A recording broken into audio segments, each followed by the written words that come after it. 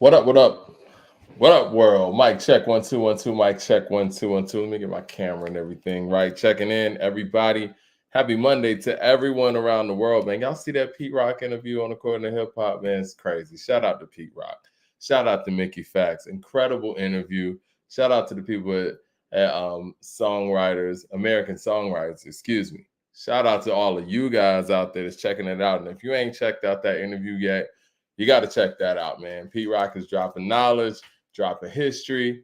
And for the people who out there making beats, he's telling you, he's giving you jewels on what to do and how to be and how to approach this thing. It's a beautiful thing. It's a great lesson. Shout out to those guys, man. Yeah, I see people in the chat are getting started already. I want to start with this. I got Ron over here on the side, man. How you doing, brother? I think you're muted. I said, how was the weekend, man? I'm doing good, brother. Great weekend, spent some time with family, nice weather was out here, kicked it, went to the park, got some food, watched some basketball too. Man, NBA action, it's the end of an era. LeBron about to go home, KD went home, KD got swept. The Suns, man, what a fall from grace. I watched that Dallas game, too. I thought they were going to pull it off. The Clippers, I hate to say it, man. I don't like saying this about people. But Clippers, man, that roster washed, man. Now, you said fall from grace. When was this Phoenix Suns ever in grace? No. If you remember, my former co-host used to talk big shit about the Suns. He said they were going to be in the Western Conference Final. He said KD was this and that. They were the team to beat. Man, they were the team that got beat and got kicked. And I'm sitting there looking at their roster.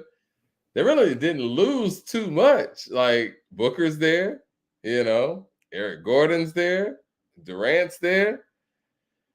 They shouldn't have got small. They're smaller. They lost Ayton. I mean, they're a smaller team.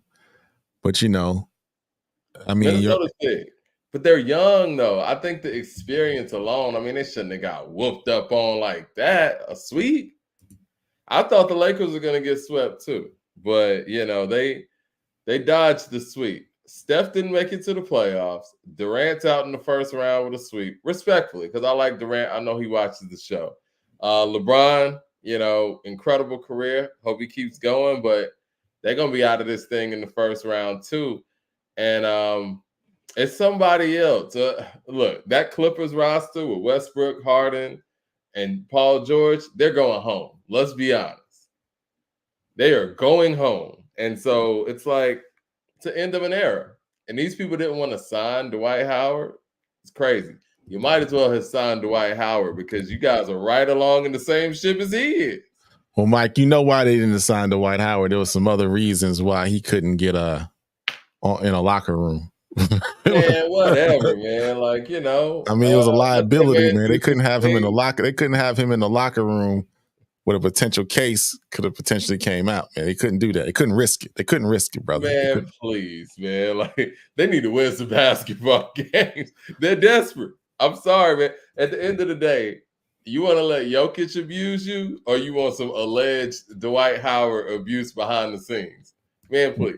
Well, like I said, I don't think Dwight Howard would have made much of a difference. He would have made some difference, but I think they might get Trae Young, man. What you think about them getting Trae Young next year?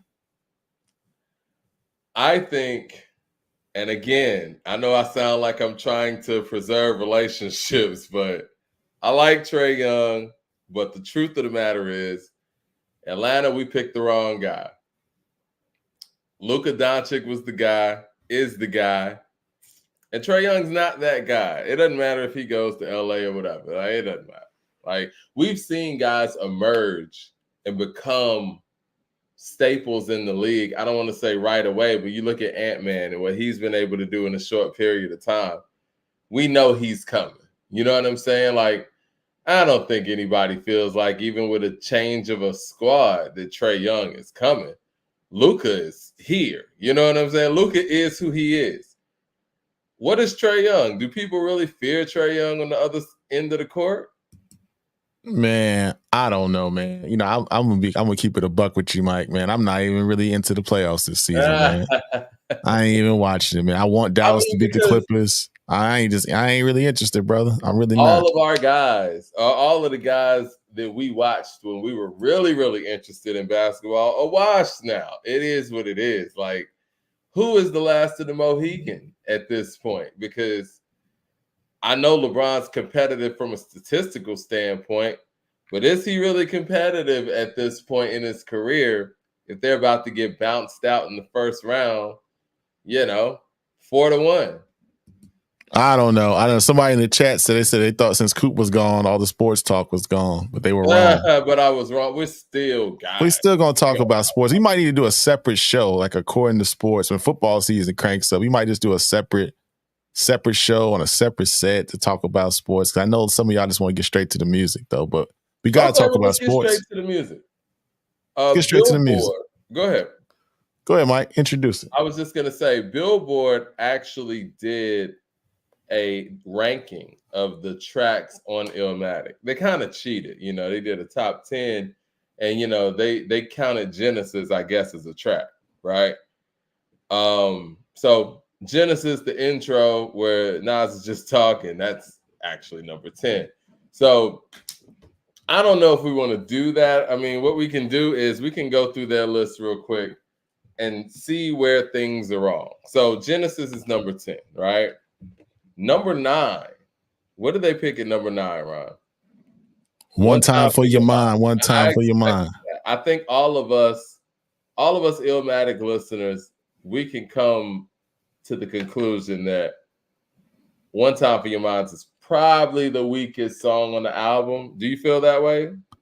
I can't. I hate to call it weak. I mean, I still like the record, but it's not one of my favorite records on the album. I can see why they placed it at 9 on the album. Yeah, I can see why it's number 9. I don't think I don't knock it. I'm not upset it's number 9. I like the song. I just think it's a general consensus that it's the least heralded record on this great album. Do you remember what show was that, guys? Help me out. Damn it, what show was that had an episode where they just played all the tracks on Illmatic? Help me out in the chat. But anyway, when they played One Time for Your Mind, it was fire in the scheme of, the actual show, because they were able to actually fit in all of the songs on Illmatic in that one episode. It was so dope. Number 8 represent. Ozark. Yeah, Ozark. That episode of Ozark where they played nothing but Illmatic tracks. When they play One Time for Your Mind, I'm sitting there like, yo, for this to be the weakest song on the album, this shit hits. Represents number 8. Represents actually one of my personal favorites. Yeah, represents a little low for me. I mean, that's just how strong the album is. I would put Represent over Halftime for me, but Halftime was recorded in 92, so it's kind of not fair for Halftime either, but it's still on the album if we want to be real. It's kind of like, and I hate to bring up Jay-Z in the scope of a Nas conversation, but it's kind of like Coming of Age on Reasonable Doubt. It sounds old. You know what I'm saying? In the grand scheme of that album. Like Coming of Age doesn't sound like it was recorded in the sessions that, Dead Presidents, The Evils, and Can I Live was recorded in. It sounds like it was recorded in 94 as opposed to 95, 96. But I do like Represent more than I like Halftime. All those things being said, and we'll come up with our list. All those things being said, I would probably put Halftime at number 8. All right, so they got Represented number 8. What do they got at number 7? Life's a Bitch. No, that's a little too low, bro. That's too low. That's like one of my. That's got to be top 5 on the joint.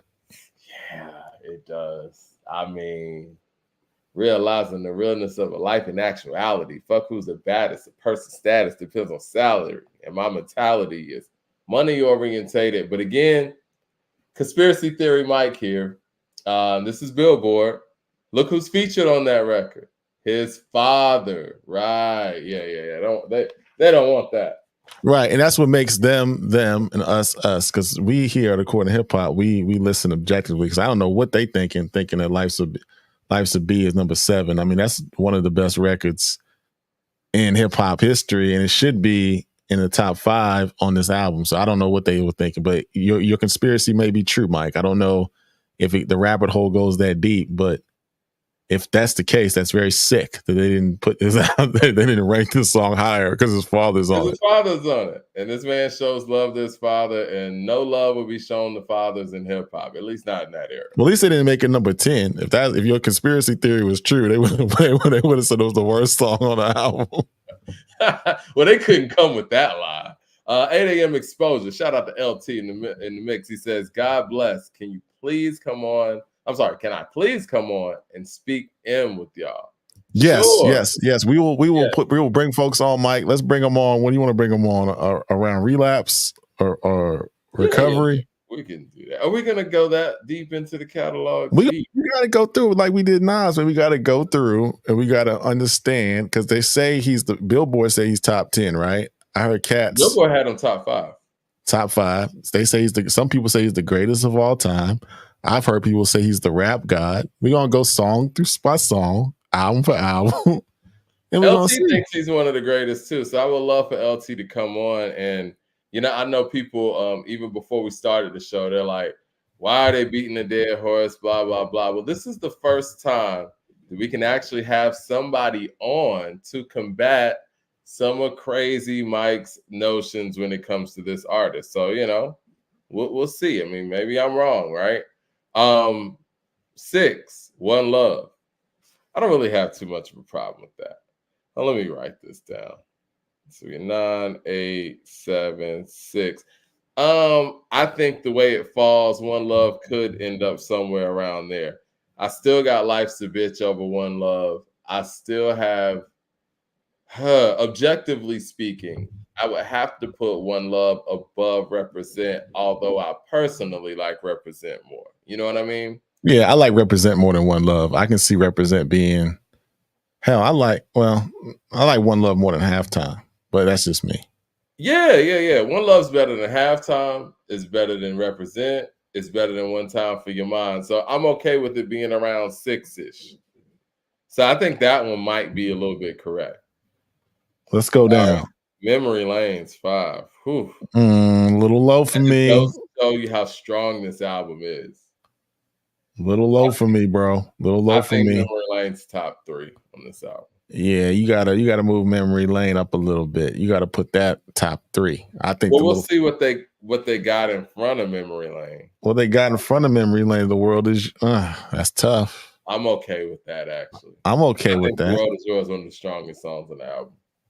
I'm okay with that. Some people say it's one of the best hip hop songs of all time, but I think, in my personal opinion, I think that I think The World Is Yours is the best put together song on that album. I know New York State of Mind is New York State of Mind, but if we're talking about hook, beat, concept, like beginning to end, I think it's the best overall song on the album. I can concur. And then my man Pete Rock did it. So, he again, it's not even a coincidence. I'm a little biased. It's not a coincidence, but I think I can see The World Is Yours being in that spot. I'm not mad that it's number 4. I can see somebody can make an argument that it's top 3, but it being at 4, I got it. I get it. That's fine. I mean, look, and with the Pete Rock thing, yeah, the reason why we did interview him is because he is one of our favorites and one of the greats, and he's always shown up whenever he's been on a project. Like I remember getting that.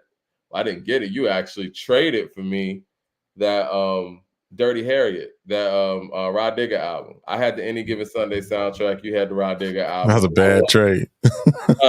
That was a bad trade. It was a bad trade. And I knew it was a bad trade. I was like, yeah, this Rod Digger album's fire. But Pete had probably the best song on there too. You know what I'm saying? Like whenever he did get those placements, he showed up. Like, or his sound just really stood out in that way. And I think that, you know, his placement on Illmatic showed that too. All 7 with the super chat says Memory Lane is #1 and Nas's best song, period. Okay. What do we got? Ahead of the World Is Yours. Ahead of the World Is Yours. Let's get to it. I know they got Halftime very low down there. Is Halftime 3? It ain't hard to tell is number 3. Oh my God. I got to be objective here, and I love It Ain't Hard to Tell. That was actually one of the first songs, if not the first song I did hear from Nas. And with the video and everything, it's nostalgic. I don't think it's top 3. I don't think that it's better than Life's a Bitch. I don't think it's better than The World Is Yours.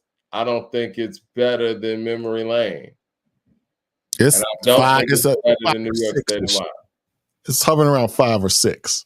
Yeah. I would put it above One Love, though. Yeah, I put it above One Love. But yeah, I don't know if I could put, yeah.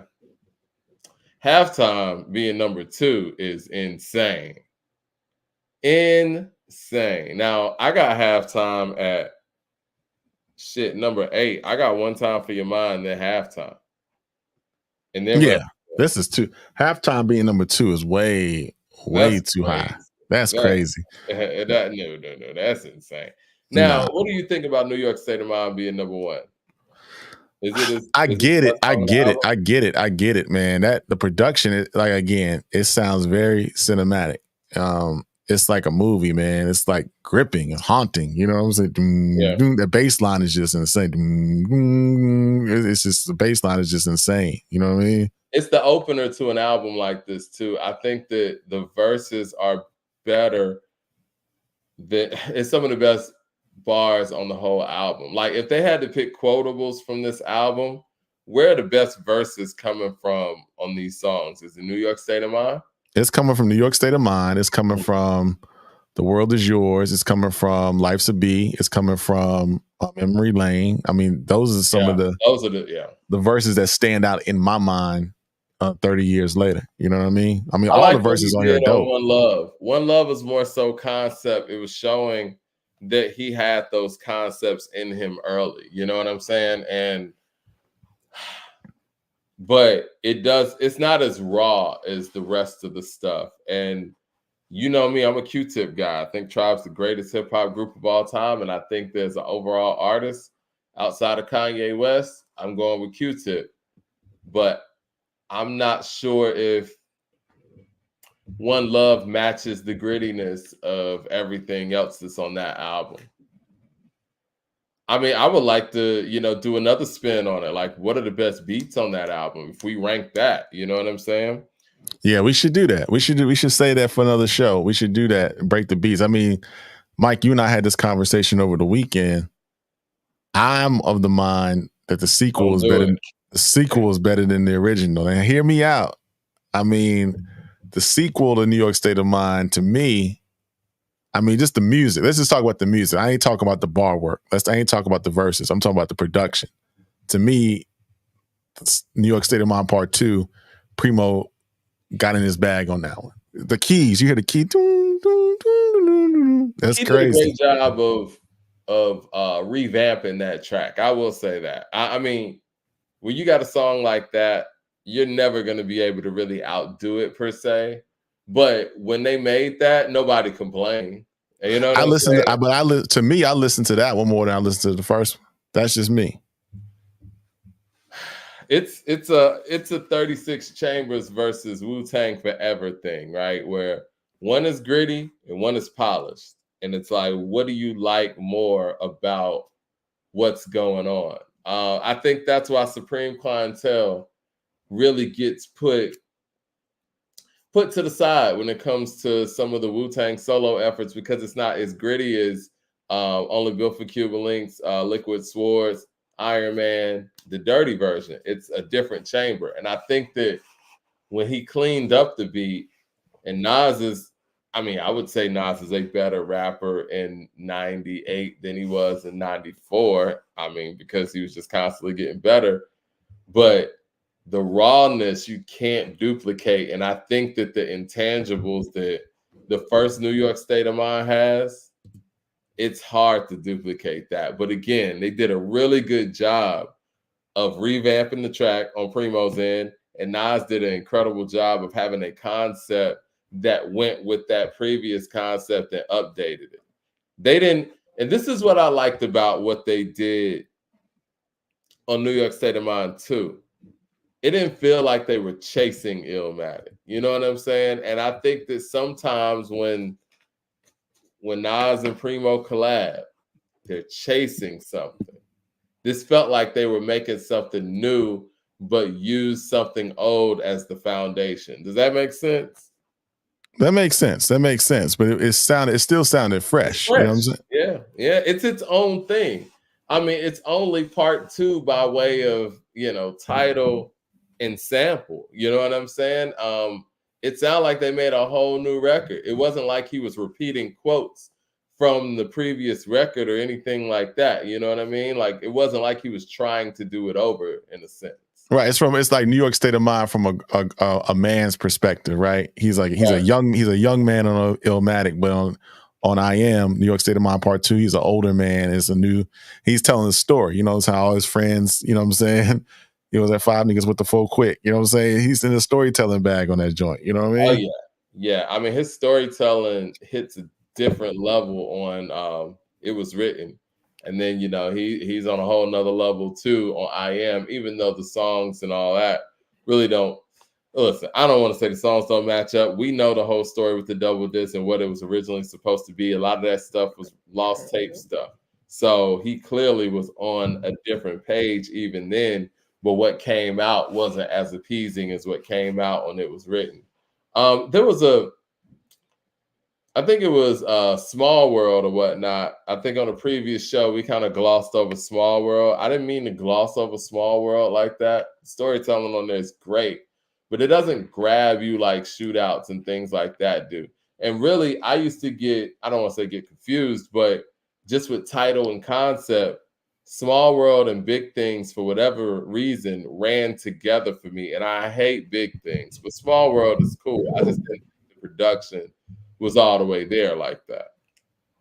Oh, you had to do a retraction, Mike? You had to do a retraction? Yeah, I'm gonna do a retraction because Small World was dope. You know what I'm saying? And we shouldn't have glossed over Small World. Like, that was a dope record. Yeah, but I mean, let's stand on our square. Let's stand on our square. We didn't gloss over it. We just thought, there was other records clearly that were better. We ain't gloss over Small. And the thing is, man, with somebody like Nas, right, the standard that he sets for himself when it comes down to storytelling records.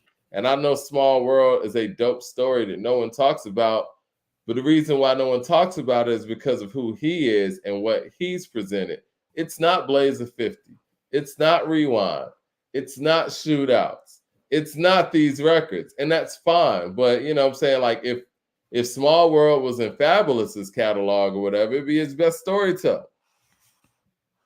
Yeah, it would be. So I know they roasted us in the comments for that, but we want to clarify. Guys, listen, hold on. Let me do this while we're on, man. While we're on live. I'm not gonna play the song. I don't want any copyright stuff, but I'm gonna play the track in my ear real quick, man. See if I'm tripping. Small World.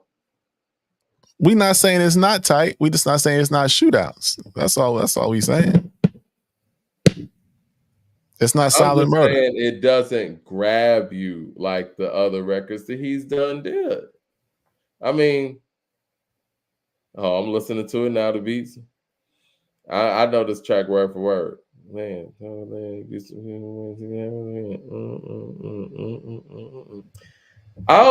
Nate had this album. You remember Nate, Flawless, Rap Mason. And we just love this song, you know what I'm saying? But in the grand scheme of things, guys, do you guys think that this is the top 50 Nas record? Well, we should put it up to them since they roasting us about this record. We should do like a Nas song bracket. Put his songs do a up. Nas song bracket. And see how far see how far Small World gets. I would like to do that. If we pick the 64 best Nas songs and do a Nas bracket and try to get to the best Nas song. Now, will we be picking singles and B-sides, or how would we get to those 64? What would be the criteria of those 64?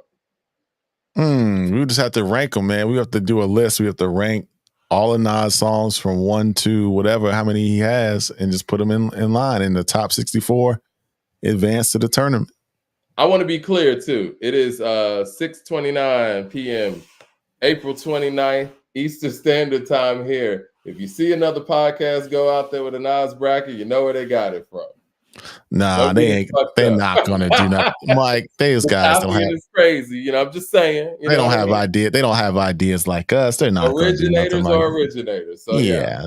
So we'll put together that bracket. It is too many to list, but with the help of you guys can actually, send us the records that you think should be on that list. And I think based on the feedback from the people, we can kind of culminate a 64 song list. I think we should go album for album. Honestly, that'd probably be the easiest way to do it, where we'd be like, okay, on Illmatic, how many songs should make it?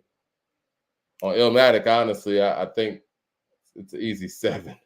Damn near all of them could make it. I think the only thing that wouldn't make it is One Time for Your Mind and Represent. And Represent really could make it, actually. It could. But I think that, 64 or 20 song, I'm not 20 song, 20 album catalog, it might not make it.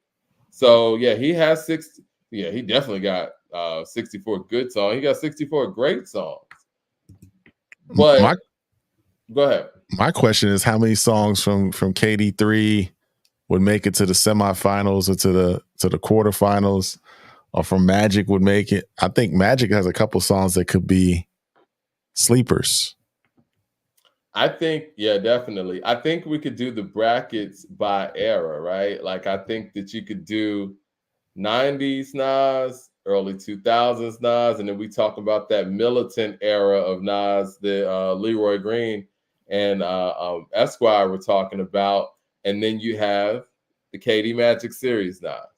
We could just do 4 decades. We could do 90s Nas, 2000s, 2010s, 2020s. Yeah. And those would be the different bracket sections. So we got 16 songs making it in each bracket. So I guess that takes Illmatic song choices down there. What do you guys think of the 16 best songs that came out of the Magic KD series? I don't know. I think they wait. Everybody wait. So what, y'all want just all the best songs then? Because we could do that. Man, they said they don't want to do it the way I propose. They said let's not do it like that. But we'll figure something out. Let's get to the show, man. Let's get to what everybody want to talk about. Let's study. What do people want to talk about? Let's study the rap god, Mr. Marshall Mathers, as they call him, one of the greatest of all time. They said he's the highest selling hip hop artist of all time. He is. They say that's facts. Oh, that's facts. They say he's one of the best lyricists of all time. They say he's one of the GOATs, and Billboard had him top 5. So we're going to examine this tonight. I know you and your former co-host have talked about this ad nauseum, but we're going to do a more comprehensive analysis, Mike. So how you want to start, Mike? Let's start here. When people talk about him being one of the greatest lyricists of all time, what do people consider a lyricist? What encompasses a lyricist? No, they don't know. I mean, they know, but I mean, that's a deep question. We got to put that in the chat. But let's just ask them this, Mike. How many classics does Eminem have? That's a good question. That's where you can start. Like, how many classics does he have? Because you would say, Mike, you would say that every person that you consider the GOAT or the greatest or top 5 or top 10 has a classic album. Wouldn't that be a correct statement? It is. I will surprise you with my answer, I'm sure. I think he has 2. I think he does. I'm not a big fan of the Marshall Mathers LP. I've told this story before. I went to Sam Goody in Cumberland Mall. And my senior year in high school, I bought Marshall Mathers LP because, you know, all the heavy marketing that MTV was doing. I bought that album, and I bought M Child. Shout out to Memphis. I bought both of those albums same day. I was the biggest loser that day, and I threw the Marshall Mathers LP on the highway. That's what we used to do when we didn't like a CD. Throw it like a frisbee on the highway. I didn't like the album. To this day, I don't like the album. I'ma Kill You just doesn't resonate with me. You know, rapping about raping your own mother and all that stuff doesn't really resonate with me. And when I listen to the song Kim, this is 17-year-old me now. I'm like, what the fuck am I listening to? I was like, what is this guy screaming? You know, like this is an emotional rant. He's killing his child's mother, like, so long, bitch, you did me so wrong. I'm like, what am I listening to? I think one of the only songs that I did like on the album was the Marshall Mathers, that song, where he was going it in syncing them again. But it was cool. I also liked Amityville. I like the way he approached that. Wasn't a big fan of Bitch Please Part 2 because I liked the first one so much, right? Saying all that to say, though, it's one of those moments in pop culture and pop history where I can't say it's not a classic because it was to so many people, and it was groundbreaking in its time period and made this guy who he is as a superstar, right? Man, Mike. I mean, let me finish though. I think it's a classic in those ways, but is it a hip hop classic? No.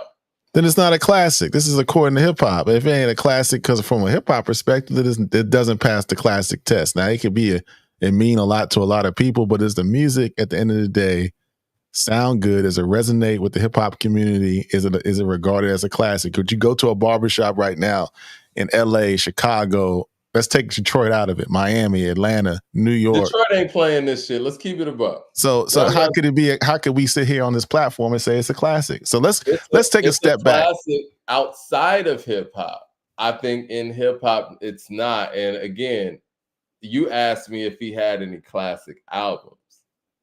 I think he has classic albums, but maybe not classic hip hop albums because again, those albums didn't get their legs on hip hop platforms. But to the TRL audience and to, you know, the CHR radio dials, it is a classic. We don't consider classes like that because we would say Britney Spears and Christina Aguilera and NSYNC and Backstreet Boys had classics if we're using that criteria. I mean, you're right. And some people would say that the stuff that they did is classic or classic moments. Well, we don't want to say that. I never was a big fan of I Am the way I am. I never was a big fan of that record. I know people love that song. I sit back with this pad and this weed and this eat. I mean, let's go through it. Let's go through it real quick because we got 11 albums to go through. Let's go through. Let's start at the beginning. You want to start at Infinite? Oh my God, we're starting at Infinite. Sure. Let's be fair. Okay. Let's be fair. Right. Let's be fair. You listen to Infinite? I mean, Infinite. I don't listen to Infinite. I'm sorry. I'm saying, did you listen to Infinite? I did. When it came out, I didn't listen to Infinite. When Slim Shady LP came out, I did. I went back and revisited it. Right. It was different. You know, his vocal pattern and his way he attacked the different songs, the different pockets of the beats, sounded like to me he was trying to emulate AZ and Nas and how you approach some of those songs. You know what I'm saying? Sonically, it gave me a Lord Finesse type of vibe. Right. And he sounds much different than he does on the Slim Shady LP. This is him just rapping on beats. Actually, Mike, he's actually rapping on some rhythmic beats on this joint. You know what I'm saying? It's not that rock stuff. It's not that pop stuff. It's actually some stuff. He's got a couple party songs on there. You know what I'm saying? He's trying a different thing. So I thought Infinite was cool, but it didn't really pop off like that. He didn't become who he was until Slim Shady LP. Mm-hmm. I agree with you. I think Infinite was a cool effort. I think this was more of an independent underground MC approach. It seemed very natural at the time, and it also sounded like, and maybe I'm saying this because we know what he became. It sounded like a rapper trying to find his style. And when you're trying to rap like Nas and AZ, it's actually not a bad thing. Everybody starts off sounding like somebody. I mean, I remember Andre 3000 said, "Yeah, when I started rapping, I was rapping like Redman." Like everybody needs that time to be able to find their style and what they're comfortable with. And I think that he was connecting with what he was listening to at the time and approaching raps in that way. It wasn't a bad effort. It showed that he had talent, showed that he had skill with the pen and could put things together.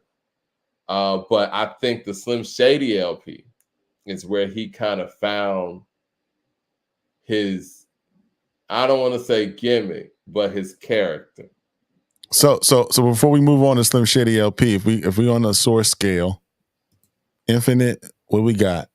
3.5 mics, yeah, 3 mics. 3.5, because again, it's not, it's good. It's not changing things. It's adding to the pillar of what's going on at the time. You know what I mean? So I think that's what we call an average effort. I think with your debut album, that's your moment to show people that, boom, I'm different. I belong here. And this is why. Like, your first album should be a bold statement. And I think that Infinite was just, keeping up with the times. And it wasn't him making a bold statement. He saved that for the Slim Shady LP. And I think Dr. Dre probably had a lot to do with that too. Well, let's jump right into the Slim Shady LP. Let's jump right into it. What were your thoughts on this joint? All right. Well, I remember this album, man. I remember this one. This was high school for sure. And everybody knew the "Hi, my name is," and so we weren't really sure what that was at the time, because MTV was playing stuff like damn, what am I thinking about? Corn. I'm thinking about Corn, System of a Down. Not System of a Down. What was the video? Papa Roach. What's that? Papa Roach, Limp Bizkit. Papa Roach, Limp Bizkit. But this was around that time. I'm thinking about the Dave Navarro group. Shit, what's wrong with me right now? So Methods of Mayhem or something? No. With the Mentos video. Foo Fighters. She's on Foo Fighters. Yeah, so it's like you got Foo Fighters, you got Matchbox. Yeah, I mean, you got that kind of stuff that's going on. So "Hi, my name is" kind of fits in that mode. He's rapping, but it didn't really feel like a rap song. So when we start hearing stuff like Role Model, Guilty Conscience, it's like, whoa, this guy can rap for real. And I was hearing the anthem, the Sway and Tech joint, where he got on there with, man, everybody in the game. KRS-One, Chino XL, Exhibit, Pharoah Monch, so many MCs, Cool G Rap. And not only did he hold his own, he had a standout verse on there. And I'm like, okay, this guy's for real. So the Philip Bailey story on Brain Damage, 97 Bonnie and Clyde, I thought he was impressive as an MC, but I always put him in a Redman type of lane, though. You know what I mean? I didn't look at him to be competitors with Nas, Jay, and Big, and legacies like that. But I thought the Slim Shady LP was very different, very formidable. I would give that album, actually, you might be surprised, I would give that 4. 4 mics? I would give the Slim Shady LP. Can we run down real quick? So let's real quick. My name is. We rocking with that one? Sure. No, come on, Mike. I'm talking about. Let's be for real, man. Are you rocking with? Is this in your Spotify or Apple Music playlist? No, right? I'm not playing that record. I'm not. Have you heard that in the club? Well, I mean, no. Of course. Have you heard it in somebody's car in the last 20 years? You're not gonna hear any of his stuff in the club. Okay, let me finish it. Guilty Conscience. Let's go to Guilty Conscience. Guilty Conscience is fine. Brain Damage. That's a dope record. If I Had. If I Had, it's okay. 97 Bonnie and Clyde. Fine. Role Model. Role Model's fine. Best song on the album to me. My Fault. My Fault's okay. Come On Everybody. It's corny, but it's yeah. I don't know. I think it's corny. Rock Bottom. Rock Bottom's dope. That's one of his better songs. Just Don't Give a. I Just Don't Give a Fuck. As the World Turns. No. I'm Shady. No. Bad Meets Evil. Bad Meets Evil's tight. Still Don't Give a. Nah, it was overkill. Yeah, I think this is because on the original disc, it stopped at Bad Meets Evil. I think these are all add-ons. I think it's 4. I actually like this album better than the one after it. Is it a classic? No, it's not a classic. So we're at Infinite, and we're at Slim Shady LP, and there's no classics just yet. Is that a fair assessment? Yeah, I think that's a fair assessment. All right, let's go to the Marshall Mathers LP. Didn't like this album that much, but people love it. you threw it on the highway, Mike. I don't like this album. I mean, I still don't like this album. But you, so you just said it was a classic, so he's still holding on. It's a cultural classic, but I don't see why people think it's a classic. I don't. Kill You. No. Somebody said Marshall Mathers LP is 5 mics. Okay, well, let's see. Stan. Well, that's the song they always go to. It's probably one of his better, if not his best song. So, yes. Who Knew? No. I never knew. No. Way I Am. I don't personally like it, but I'll give it that. People like it, but no. The Way I Am, I'll give him that. I mean, have you heard that at a barbecue? That's funny you said that. I haven't really heard that song in a minute. Now, on those old school hip hop stations, they always play the real Slim Shady. Shout out to John Phillips with the super chat. Says Dre had all of his acts do a song stating their names. Yeah, that was the Interscope thing. That's the formula. Once again, that was set off by Snoop Doggy Dogg. Is the blueprint. Dre is Belichick. Snoop is Tom Brady. That's the relationship. Because Snoop Doggy Dogg, that started all of that name stuff. Anyway, the real Slim Shady. Now, I heard this song on the radio the other day. I was randomly listening to like one of those old school hip hop stations. And I do remember V103 playing the real Slim Shady when it came out, but it was a little programmed. It wasn't really organic. Saying all that to say, I was listening to the song and I'm like, this has to be one of the worst hits of its era. Like, it's very bad. It really is. I'm listening to it as a grown man. I'm like, this song is bad. Is that the one that's like, Guess Who's Back? That's not that one. That's the other one. No, that's I'm Slim Shady and I'm the real Shady. Yeah. Okay. Please stand up. Yeah, that's one of the worst songs. Okay, so you're not feeling that one. Remember Dr. Me Dre or RBX and Sticky Finger. Dr. Dre's dead. He's locked in my basement. No. Remember Me. Yeah. No. I'm back. No. Marshall Mathers. Yeah. That's cool. Drug Ballad. No. Amityville. Yeah, I like Amityville. Amityville is probably the best song on the album to me. Thank you, John Phillips. He said, nah, Easy E made it with We Want Easy First. You're right. I stand corrected. I forgot about Easy. I'm sorry. Thank you. Bitch Please 2. I like the first one better. Yeah, man. See, this is my thing with Bitch Please too. And let me say this. I don't want people to feel like I'm just nitpicking or whatever. I felt like they couldn't organically come with a real Dr. Dre M collaboration on this album because sonically they were going somewhere else. So they went for the remix route. They went for the cheat code as opposed to going out there making an original, let's say, Guilty Conscious, or even a Forgot About Dre. You went out there and said, you know what? We're just going to dial this one in. We're going to use a song that already exists, throw Exhibit and Snoop and Dre on it, and then let him get the last verse. Giving him like, let me recite Timothy Wright. And I'm like, you know, it shouldn't even been on this album. It doesn't even fit on this album. He added some sounds in there that fit the whole Slim Shady, I guess, sound palette, if you will, to kind of make it fit with the album. But Bitch Please is Bitch Please. Kim. No. Can't do it, man. I can't praise domestic abuse and domestic violence against women. I can't do it.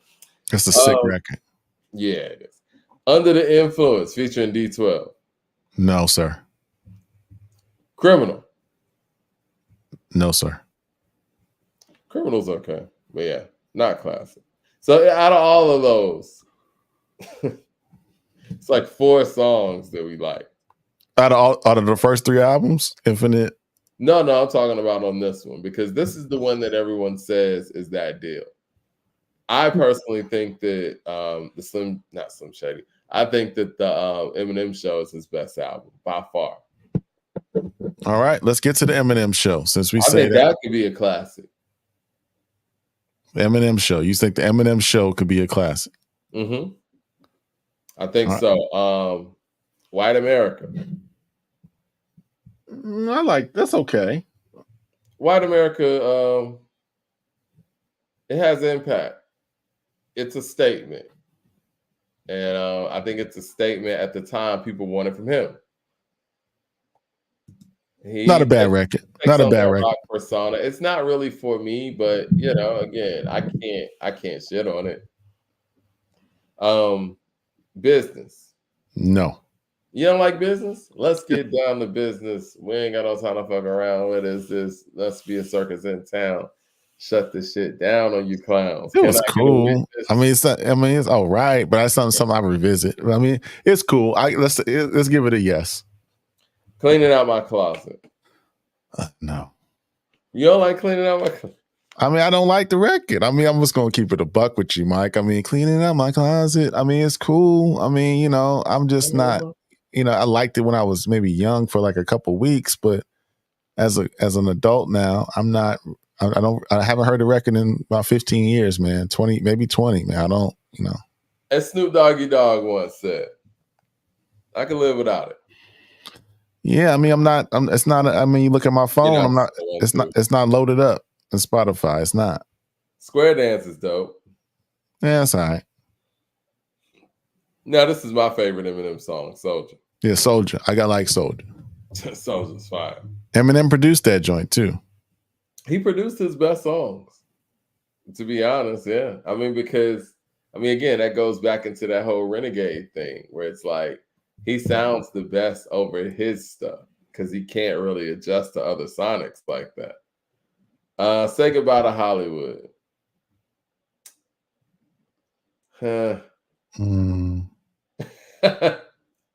I'm complete. No, if I gotta think that long, it's a no. Drips featuring Obi Trice. I'm cool on that. Without Me. Now I actually like this song. Of all the Slim Shady songs, I think I might like this one most. I do. Guess who's back? Back again. Man, please. This is what we're doing right now. Okay. Sing for the Moment. That's a dope record. I like Sing for the Moment. I'm gonna give him his. I'm gonna give him his props. That's a real good record. Very dope sample. You know, getting the Aerosmith sample for that record in that moment. I like that. I think that's a top 5 Eminem song. Superman. I like Superman. Superman. Superman's dope. I like Haley's song. Yeah. So he's got 3. This is the first time since we've been going through this list. He's got 3 songs in a row that I actually listen to.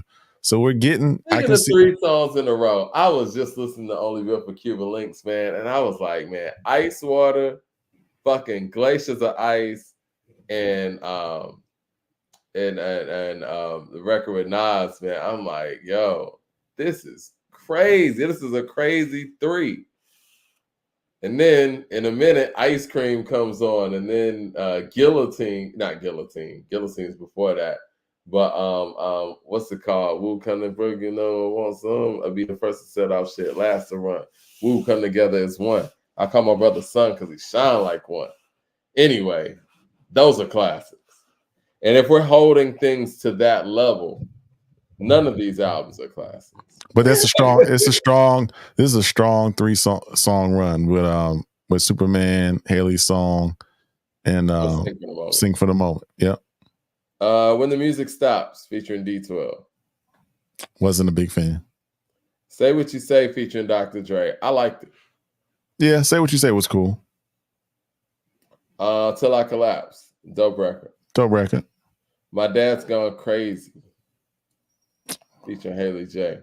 I don't. It was all right. A lot of, you know what? I didn't really realize there's a lot of skits on it. It's a show. It's a show. Well, I guess that's true. Okay. Well, the next album's pretty bad. I don't even know. So this is 4 mics, 4.5. What are we looking like? What? I'm gonna say 4. After I'm going through it, man, and not to say all 4s are equal. I think he has a 3.5, 4, 3.5, 4. And I think that the Slim Shady LP, to me, I give it style points. And I give it 4 because he jumped out there and did something totally different that stuck. And, you know, it was adventurous. It had the hits on it. It had the Guilty Consciences on it. It had the Hi, My Name Is on it, but it also had the Role Models on it. It also had 97 Bonnie and Clyde on it. It also had Bad Meets Evil on it. I'm sorry. The Eminem Show, even though I think it's a better album than the Slim Shady LP, it doesn't have those moments on it to me. No, it doesn't. It doesn't. I'm gonna give it a good 4. Give it a good 4. Like I said, not all 4s are equal. And if we're being really technical here, I'll give it a 4.25 or something like that to make it, you know, known that I think it is better than the Slim Shady LP. But yeah, similar. Let's go to Encore. Oh God, man. Oh man. I take it you weren't a big fan. This is a tough one. All right, you got Encore / Curtains Up, Evil Deeds, Never Enough, Yellow Brick Road. Oh man, I'm gonna be honest with you, bro. I don't know none of these songs. I prepared for the show. Man. I wanted to give him his just due. I didn't want to come on in this pod just to be talking. So over the weekend, I actually went through his whole catalog, man. I put the kids to bed. I told my wife to leave me alone. I locked myself in a room. I put these headphones on right here. I put my glasses on because I wanted to zone out. I want to get into my mind state, right? And I listened from Infinite all the way to Music to Murder Somebody too, or whatever you call the album, whatever the damn album's called. And yeah, I listened to these records, and Mike, these songs are not good. They're not good. I'm just being for real. So since I know him, let me go through them. Mm-hmm. Like Toy Soldiers. I know that. I mean, it's not a bad record. But it's not something it's okay. Like a Toy Soldier is a bad record. Again, I'm willing to say those things about, let's just say, maybe Cleaning Out My Closet or whatever. That's not a bad record. I just don't like it like that. But like a Toy Soldier is a bad record. I'm trying to give him one on this record on Encore. I'm trying to give him one. Mosh, no. Puke, no. My First Single, no. Big Weenie, my God. Rain Man, my God. Just Lose It. That was horrible. Just Lose It. Ass Like That. That was bad.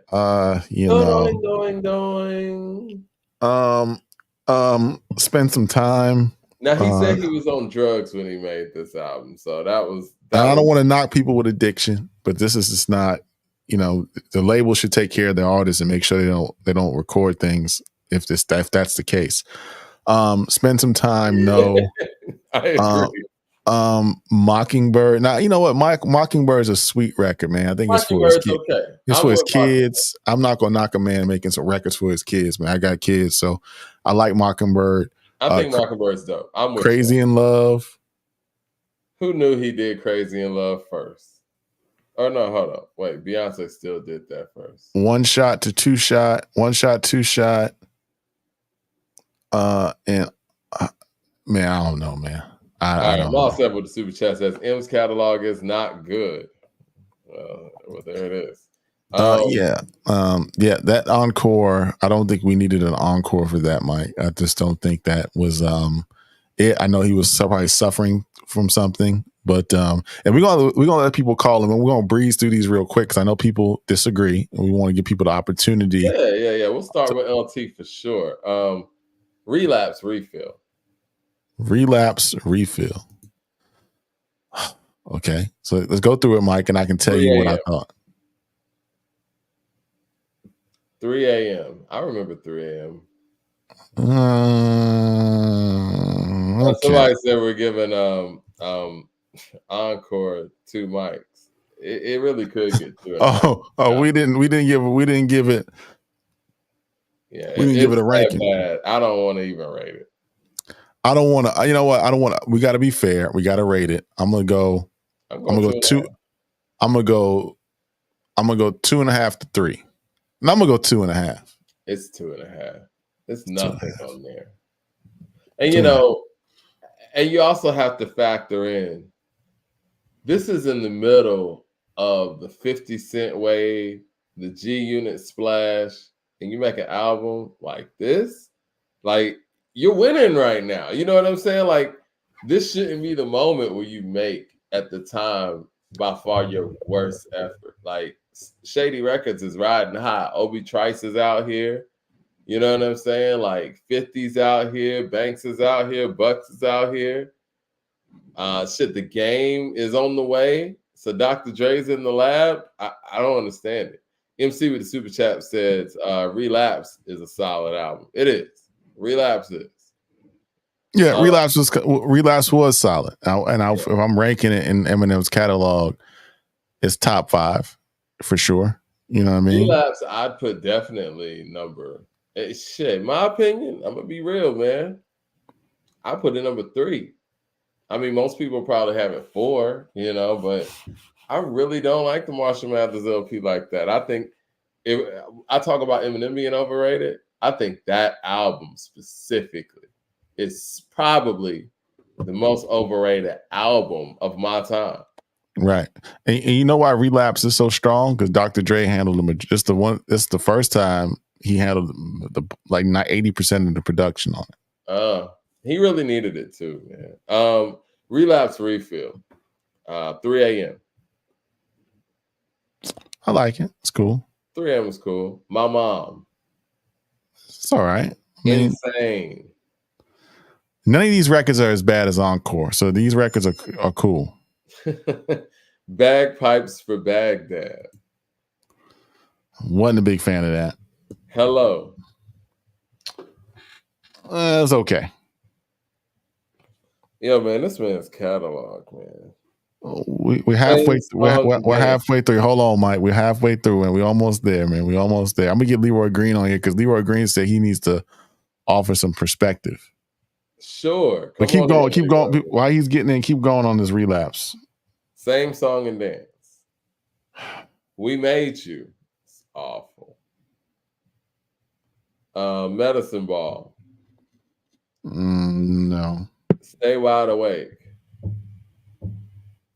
Old Time's Sake, featuring Dr. Dre. Must Be the Gina. No, sir. I'm sorry, it must be the ganja. What am I talking about? What's on your mind, bro? Jesus, we gotta edit. We gotta edit that joint out, man. This is must be the ganja. I mean, ain't no telling what this guy says. You don't get us demonetized, bro. Right, for real. Deja Vu. Tell you what I'm gonna do when they reminisce over you. My God, beautiful. Crack a Bottle. Crack a Bottle is cool. You know what I noticed though too? He has way too many songs. Why was he making so many songs? Like, these albums probably wouldn't be as bad if they weren't so lengthy. Like, these albums have way too many songs and way too many skits. Like, we talk about Dr. Dre being probably the best executive producer hip hop has ever seen, and the way that he sequences and how perfectly he sequences, that doesn't seem to apply when it comes to Eminem's album.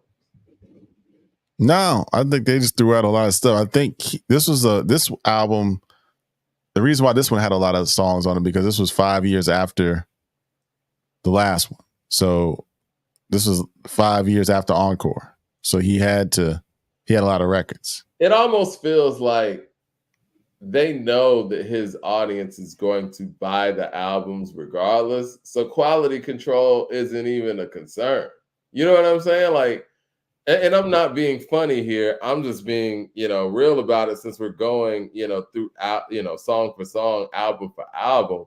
And even when you look at how his legacy is spoken of and how his greatness is spoken of, they don't even talk about how terribly put together these projects are, because they didn't care. And I think Dre and them knew his audience wouldn't care about those things. Just put out a bunch of songs. I don't know, man. I just think, I think this was a product of him being away for 5 years, and he had to come with something. You know what I mean? So I think that's what it was. Yeah, a 5-year break. I mean, when you talk about what hip hop was like in 2004 in relation to 2009, it's a whole different game. Whole different. Leroy Green's in the building. What's going on, man? I take you may disagree. You may disagree with our analysis. What do you disagree with so far, man? Y'all want me to start? Can you hear me all right? Yeah, we hear you great. All right, for sure. Yeah, I mean, I think around Relapse, he had some fire on there. 3 a.m. That's fire. Wind Blows, Groundhog Day. He has some joints even before. Like, you're skipping some joints like on the Eminem show and stuff like that. Shout out to Obi Trice. Cheers, though. He got his album. Not the other guy. Obi Trice was going crazy. But no, with M, I got a multi-layered argument. Soldier Boy headphones. Leave I got the yeah. Soldier Boy hooked me up. You know what I mean? Roasting. Hey, man. But y'all gonna make me lose my train of thought. But M, I think he has great skill. He's done showed us great skill. He's done showed us the evolution. He done gave us the classic joints. I think he pays attention to the lyricism. I can't believe I'm defending Eminem. Can't believe it. You're not gonna, what do you mean pays attention to lyricism? We're not going to give him credit for being a hip hop fan. M's not a lyricist. Do that, man. Like, You don't M's get extra lyricist, y'all. A hip hop fan and knowing your hip hop. If you in this game, we Yeah. already expect you to know that. That's like giving a doctor credit for, you know what I'm saying, actually having a doctor's degree or something. Like, no. No, it's not just he knows it, man. It's not that he knows it. He demonstrates it. He done gave y'all thousands of bars over the last 20-something years, man. You got some quotables for us? I mean, you know, I got to go back to Slim Shady, Marshall Mathers. One, you said you like some stuff on there too, but quotables. I mean, I'm not listening to him like that. It's a 1,000 artists out here, but I mean, but my thing is, we can't front. I don't want to front on him because M is aside from M's skill, M is used as a mascot or shield for other ideas in which they try to perpetuate the thought that we are racist if we judge M's music a certain way. I'm strictly about the skill. I recognize where he comes from in Detroit. I recognize that Rust Belt factory type of culture. I recognize the music that was around when he grew up, so I understand the rock influence that permeates his music. I understand the lyricist lounge, the outsiders, you know, how you flip in these different syllables. You know what I mean? In Detroit, that's a syllable mecca. You know what I mean? Elzai's from there. Elzai's from there. But even the whole slum village, but Royce, you know what I mean? Dilla, you know, but it's like they're very intricate in what they do, and M is very intricate at what he does. But my whole thing is like, you know, again, there were some other ideas in which they try to sneak under the guise of how we judge his music. So I'm judging fairly purely off the music for a multitude of reasons. Yeah. Listen, his skin color ain't got nothing to do with anything. I think that from a skill set standpoint, I think Elzai rap circles around him. I think that Royce is a better rapper than him, and I think catalog-wise too. Right. The best stuff that I've heard from Elzai and definitely Royce, M's catalog of music ain't really fucking with those guys either. Definitely. M's catalog is not. M's catalog and Elzai's catalog, that's not in the same ballpark, or even Royce. I think that if we're talking about Elzai not having as many efforts as M, sure, I can go with that. But Elzai at his best, Eminem ain't got a better song than Deep. He doesn't, man. Like Eminem ain't got a better song than Deep. No, I think he does, man. I think we may have to go back and listen to Campaign Speech again, or Groundhog Day, or Square Dance, or even 3 a.m. or Wind Blows, or I think we may have to go back. Because M is there's a stanza that I want to quote on Deep, if you don't mind. Go ahead. Elzai, and I want you to actually, match this photo with some of M stuff. He says, here we go. Where do I want to? Oh yeah. Man, I don't even know what it's right. Please stop. You melt faster than a freeze pop at 100 degrees. Oh, son of them sees, he's pops. You better put that work in. I murk grins and kill grills, my steel pills. Then I peel wheels and skill feels that heals ills like Benadryl feels. The hottest artist chills. When I drop gems that play out like fans when you peek. Rhymes ain't cheap. Yeah, I get deep. I get deep. Right. So it went Benadryl's pills, real skills. Skill pills. Then I peel wheels and skill feels like hills, hills like Benadryl pills. Your hottest that's cool. Chills. Come on, man. That's cool. That's like a 12 syllable, 6 and 6.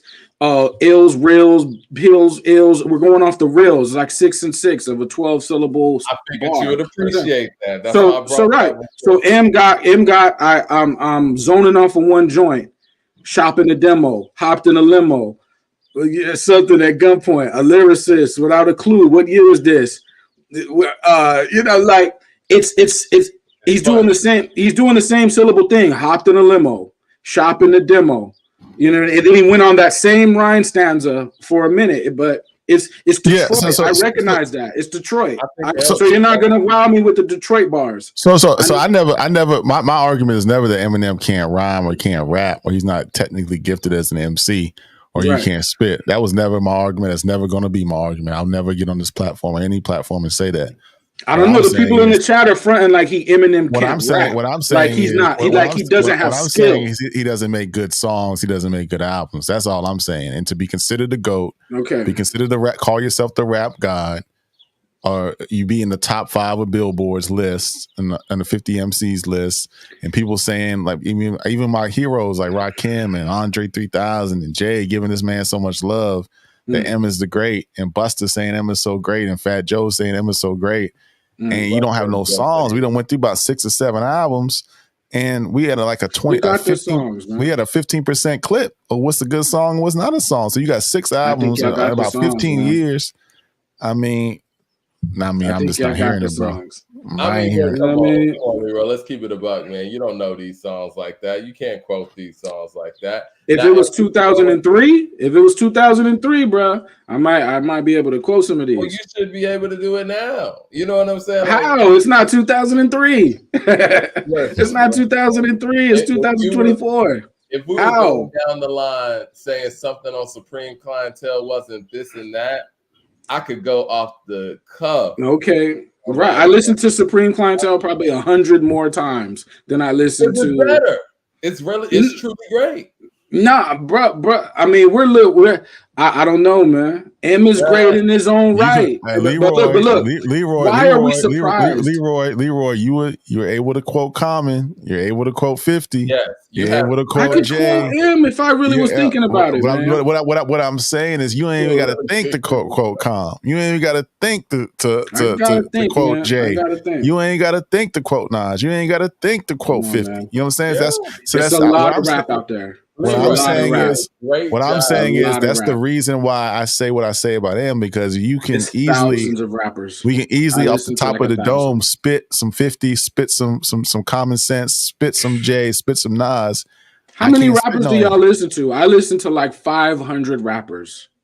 But so you were able to do a really great commentary on Common last week.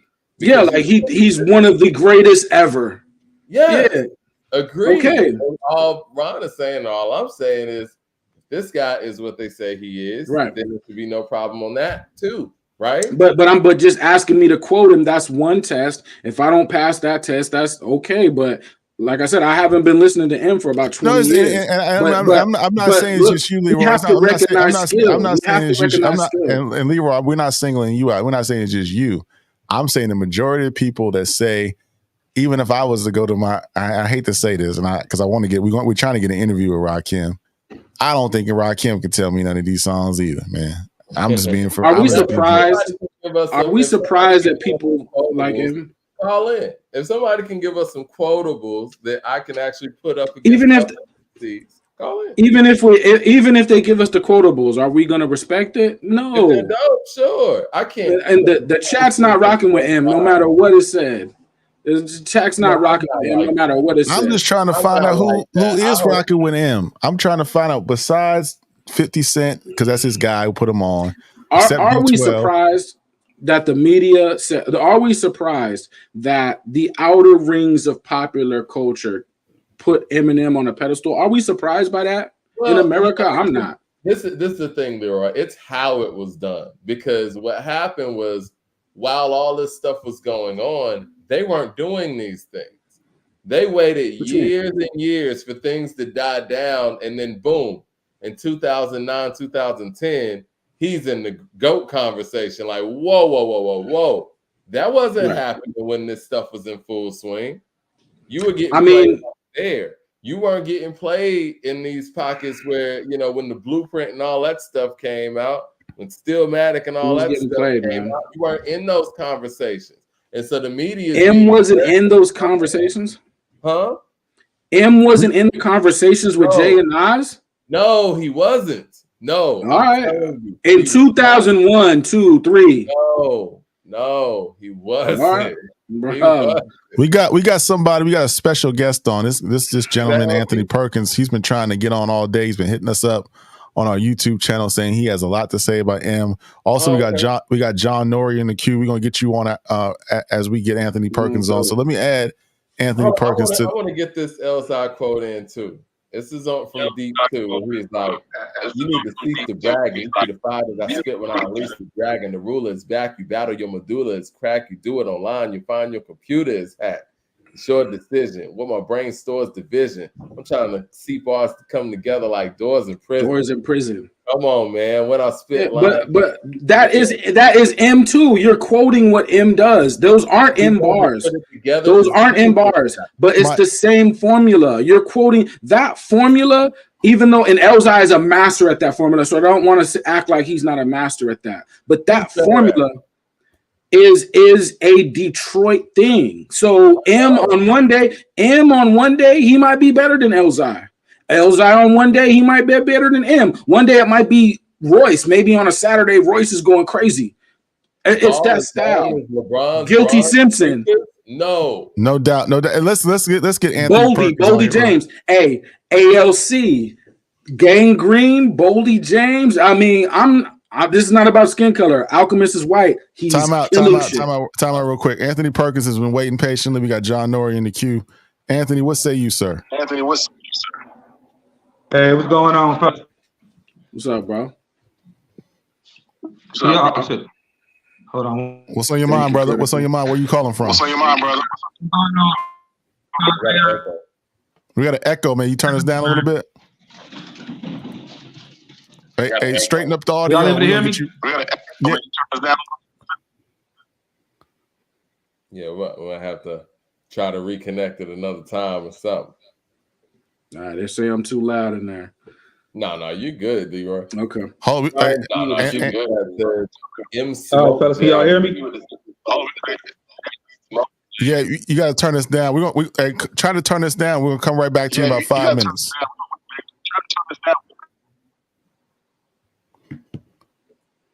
All right, so we got John Norrie in here. John Norrie, what's good, brother? What's good? Salute to y'all. Appreciate y'all. Appreciate the conversation. I had to come up and apologize to hip hop coming all the way from Queens. This is our fault. We celebrated too early when Nas dissed Jay, said he killed you on your own song. We celebrated too early. We should have waited and see what he was going to do from there. Because the reason why this big disconnect with M's catalog is because he went pop, and nobody ever wants to speak on that. He went totally pop. You know, Jay-Z has a way of going pop.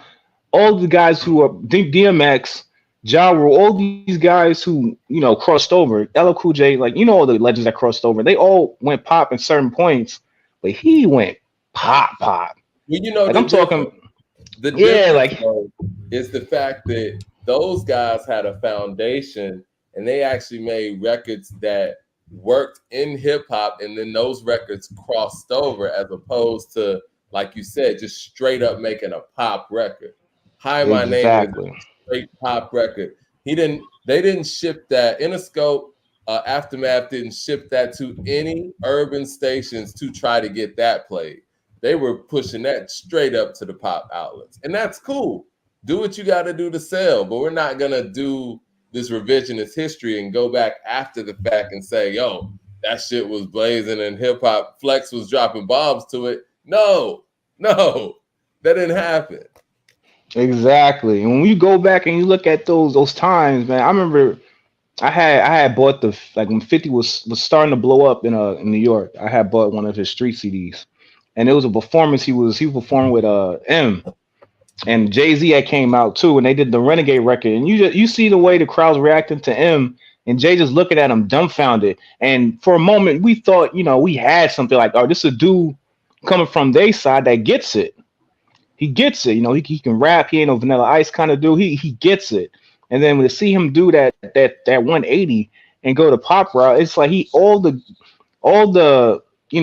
barbecue like invites that we gave him, he lost all of that.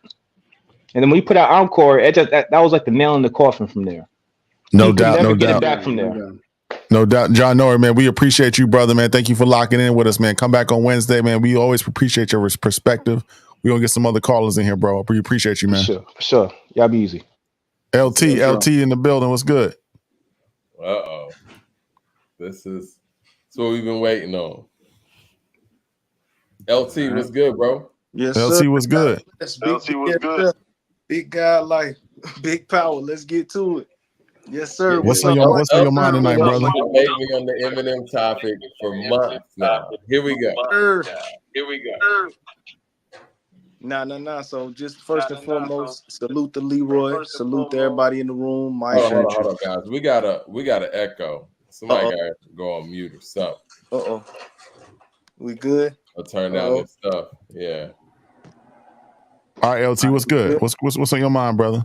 Yes, sir. So just first and foremost, like I said, Mike been kind of dodging me for a few months now about the Eminem, about just the facts here. Nah, Mike ain't been dodging; he been real. But let's just kind of go over it real briefly because I know it's a lot. But like I always say, M came out in the 90s, man. He came out in those late 90s. It was a real gritty era. It was an era, like I said, we just coming out of 98, arguably one of the biggest years in hip hop as far as quote unquote purist or lyricism or storytelling or what have you, as far as the late 90s. So Eminem, just to sum it all up, he proved himself. He did it with the consistency. He did it with the skillful bar set. He did it with the lyricism. And he just put in the work. He put the work in when he came out 1999, when his second album, of course. I know Infinite, all of that, first joint. But the major label debut, when he came out with that, he did the Forgot About Dre too, as well. He wrote that for Dre. In the bars, Dr. Dre even quoted, he said, the last album out, you weren't bumping me, but now that I got this new company, everybody want to come to me like it was some disease, but you won't get a crumb from me. That's M-bar work right there. And that brought people say, that didn't save Dre's career. That didn't do what it did. But Eminem was signed to Aftermath and they put it back on where it was at. Dre's last album didn't really do it like that. That Aftermath Presents or whatever, got guns, got straps, whatever. It wasn't like that. That Forgot About Dre was raw. And then M just proceeded to continue to do it, man. He spoke about, Mike always say, he spoke to the pop artists or he didn't compete with the rappers. That's who was taking shots at him. The 9 Inch Nails, the LFO, the Backstreets and NSYNCs and all of that. They were speaking on Britney Spears, all of these. So he just commented in his music. Time out. When were they taking shots at him? Because I thought on How My Name Is, he came at them first. I mean, he even dressed as Marilyn Manson in the first video. We always talk about Game and his name dropping, but Eminem's name dropping is historic. What he did with his first singles and his Slim Shady singles, he would make fun of whoever was in the top 5 on the Billboard charts and use their name and their rhythm. Yeah, but that's hip hop. No. That's hip hop. Those are pop artists. I know, but just attacking off the basis of your music is corny, so I'm attacking you. That's hip hop. Super duper. What you think about this, bro? Those that pop artists like that. I mean, what were you saying? Who else does that? Yeah. What other hip hop artists? No, but even if we don't do it like that, even if we don't do it in our music, the implication is we are better than what's in the mainstream. That's what we're saying in our rap. So nobody and everybody. Nobody and everybody. What's the argument? We're all secretly dissing the pop world. In our rhymes, we say this is fire, this is not fire, this is trash, this is dope, this is whack. We're talking about our music versus pop music. On low key, we're just subbing it.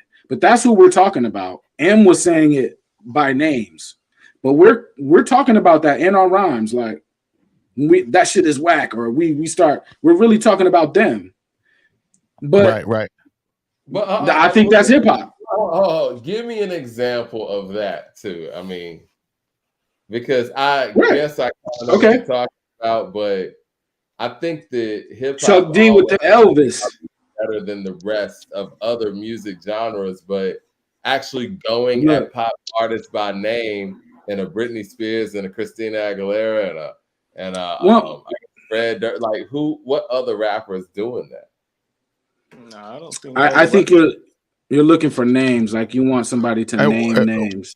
Mike, hit him with the super chat real quick, and let's get Anthony Perkins and Super Duper. They want to say something real quick. Okay, for sure. Smiles and Wave with the super chat says, if anyone is looking for a good book, Dilla Time by Don Chalmers is great. Shout out to A2. Check that out. No doubts. Anthony Perkins has been patiently waiting. Hope you got your mic fixed, bro. Turn on your audio. What's on your mind, bro? Hey, what's going on, fellas? How y'all doing? Good. We good. How you, bro? Good. Big fan of the show. Just want to let y'all know I've been following you guys for a couple of years now. Just want to speak on Eminem briefly. I'm from Detroit. I'm in my 40s. I'm a huge Eminem fan. Nas is my GOAT, so don't kill me. But I just want to speak of just being objective in terms of this is music and what it represents. As far as the lyricism, the bars, that's pretty much, to me, that puts him in a special category. Not saying he's the best, but you have to respect the man's skills and what he represents. Secondly, the demographic that he has to attend to is just not just us as hip-hop consumers. Unfortunately, most of his fans are white, right? Yes, sir. He's, especially before that, most of his music is rap and rock. So, of course, you're going to incorporate that into his music. So you got to factor that to the equation as well. So his singles, I'm with you guys. Some of them is kind of suspect for the most part, but his album cuts, the Moth, the Way I Am, the Darkness, some of his deeper tracks, he has content. He is really talking about something. He has a song on Relapse. I'm sorry, guys, my dog's barking. He has a song on Revival called Untouchable. Granted, the song is not the greatest, but he speaks on the Black experience and some of the things we experience. So to say in a nutshell that we have to just give him some credence to that, of just saying his lyricism, his storytelling ability, and the fact that he has a big demographic to attend to. So that has to take some form of factor in as far as his music is concerned. Now, is he the GOAT? No, I don't think he's the GOAT, but I do feel like he's somewhere between 8 to 15. In my personal opinion, he has said some of the dopest rhymes I've ever heard, to me personally. And I think the aggression that he raps with, the different types of metaphors and bars I can appreciate. And I think we need to just look at some of those aspects as well, opposed to just the corny stuff. Okay. All right. I agree. We appreciate your perspective, brother. We appreciate your perspective, brother. I agree. We're gonna just take it at there, man. We appreciate you calling in, man. Check us back out on Wednesday, bro. For sure, man. Let me say this. Appreciate you. I want to respond to that, though, Ryan. I want to respond to that because he had a lot of really great points and a lot of stuff that I've kind of touched on before. And he's right. Yes, he does have a whole different demographic that most hip hop artists don't have. But at the same time, when you've made a decision to actually cater to that audience, you can't look back around and say, well, I want to be respected by this other audience too. We've said the same thing about Nicki. Nicki made a choice to go out there and really go hard on the pop music, right? It's what sold her. It's what got her a lot of record sales, a lot of money too. But after that's done and after it's slowed down and the pop world's kind of moved on to other things, you can't just say, well, hey, I want this hip hop too.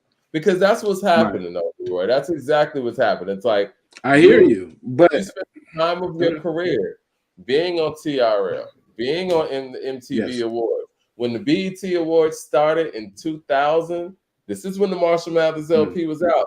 He was not there when Jay-Z debuted Izzo on the BET Awards. When Outkast was out there doing So Fresh, So Clean. He had the Marshall Mathers LP out at that time. He wasn't on those stages. And that's fine. You know what I'm saying? But we can't go back years later and say, well, hey, I was running that world too. No, you weren't running that world to Jay-Z and DMX and all them. Listen.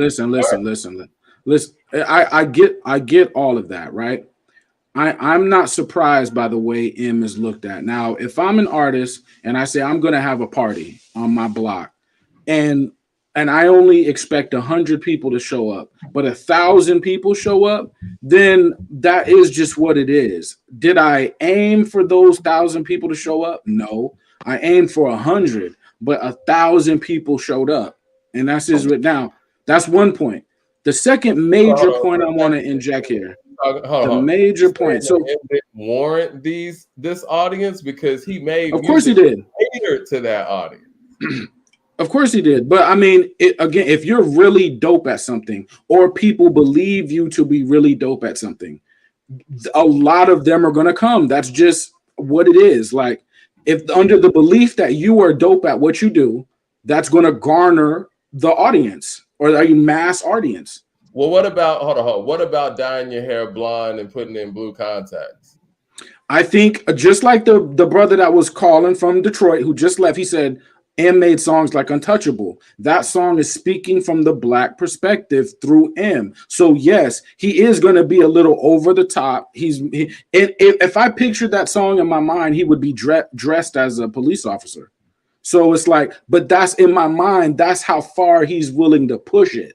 But the words that he's saying, it is picking a side, and he's not on that side. That's one point. The second point, but he's not on that side. He always repped a purist mindset. Even when he jumps out the window, the mindset is I'm going to rhyme a bunch of different, technically super lyrical stuff. But I want to make my second point though, because it's like, why are we surprised? Whenever we build a culture, the culture comes with an aesthetic, a look. It comes with our souls in it. So it's not just the art, it's our art with our soul in it. The masses get it and they start to change the features of how it looks. And then they praise this as the best representation of how to do something looks like this, not saying where they got the original copies from. We're the original copy. They take that, they carve their own marble statues and say, this is the greatest thing ever, not telling where it came from. But that's what they do. It's not surprise, it's policing and it's gatekeeping. You know what I'm saying? It's like, it's checking that. And if you didn't say anything, like a certain generation didn't say anything for a long time in regards to this individual, then you have this person being ranked way higher than they're supposed to. Right. Critical Mass of the Super Chat says within 5 years, Pac and Big made at least 4 classics between them. M has had 30 years and has only 2 at best. He cannot be top 5 ever. Right. I think Super Duper. What's your thoughts on that? Because Critical Mass has a point. You know, we counted the albums out. We're not getting the classic material. What say you on this topic? Me, I honestly don't think M has a classic. But this goes back to the conversation yesterday. That it's like the female rap. If it's not for me, I don't like to talk about it too much. I gave M a chance, and whenever he dropped his new album, I'm gonna listen to it just to see if it's something that he's done on it that I can relate to or that I can like. But I mean, honestly, the man is just, for me, he make too much corny music. And so like, I understand people like and say that, yeah, he can rap. We can't take that away from him. He can rap, he can put words together. But for me and for hip hop, what I like hip hop for is actually being able to relate to a song, whether it be even rhyme wise, topic of the song,